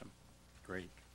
So we will, is there a motion to approve the subcommittee recommendation and adding those changes, designating the right-of-way as for park and trail purposes as stipulated in the letter from Committee for Green Foothills? Is So a moved. motion and a second on that? Any opposition? Seeing none, we will move on. Item number 17, board tentative action has occurred and no changes have been recommended. Item 18, board tentative action has not occurred, and that's updating the Midcoast Trails policy. You see the subcommittee recommendations there? Move the subcommittee recommendations. We have a motion and a second on the subcommittee recommendations. Any opposition? Seeing none, we'll move on. That motion is carried as well. Item number 19, board tentative action has occurred, and there are subcommittee recommendations and changes to the impervious surface water limit and grading. Any discussion? Supervisor Church. I'm wondering, is this another one for the subcommittee to look at? There were some comments that had been made earlier that I wasn't sure of, that the STOP program didn't apply. Do we know if it does, Sounds George? pretty serious. We don't. There would be the current, currently under the STOP program, the amount of land necessary to follow those rules and guidelines is a lot bigger than most of the lots that are being developed in Montera. So it actually, there may be some issues that it wouldn't apply. Yeah, and I think also that this previous speaker were talking about a little greater process in terms of developing a drainage committee and report backs on that and some time frames and deliverables I think would be crucial and important to get that moving and so we can resolve something. So It was recommending 90 days. I don't know if that's appropriate, but certain items to report back on. Well, and perhaps the membership of the committee should be looked at too. And a greater process. That we wanted more of a process defined, I think. So and I is it support that. agreeable that item number 19 will be brought back to the committee with some modifications and changes as suggested and brought back to us? Very good. Item number 20, board tentative action has occurred with no changes recommended, as is with item number 21, the LCP tasks assigned to the county, and item number 22, that also board tentative action has occurred with no recommended changes. We'll move to the final item, which is item number 23, the Mid-Coast Affordable Housing Policy. And that policy, that board tentative action has not occurred. There are some recommendations from the subcommittee. And looking at some discussion.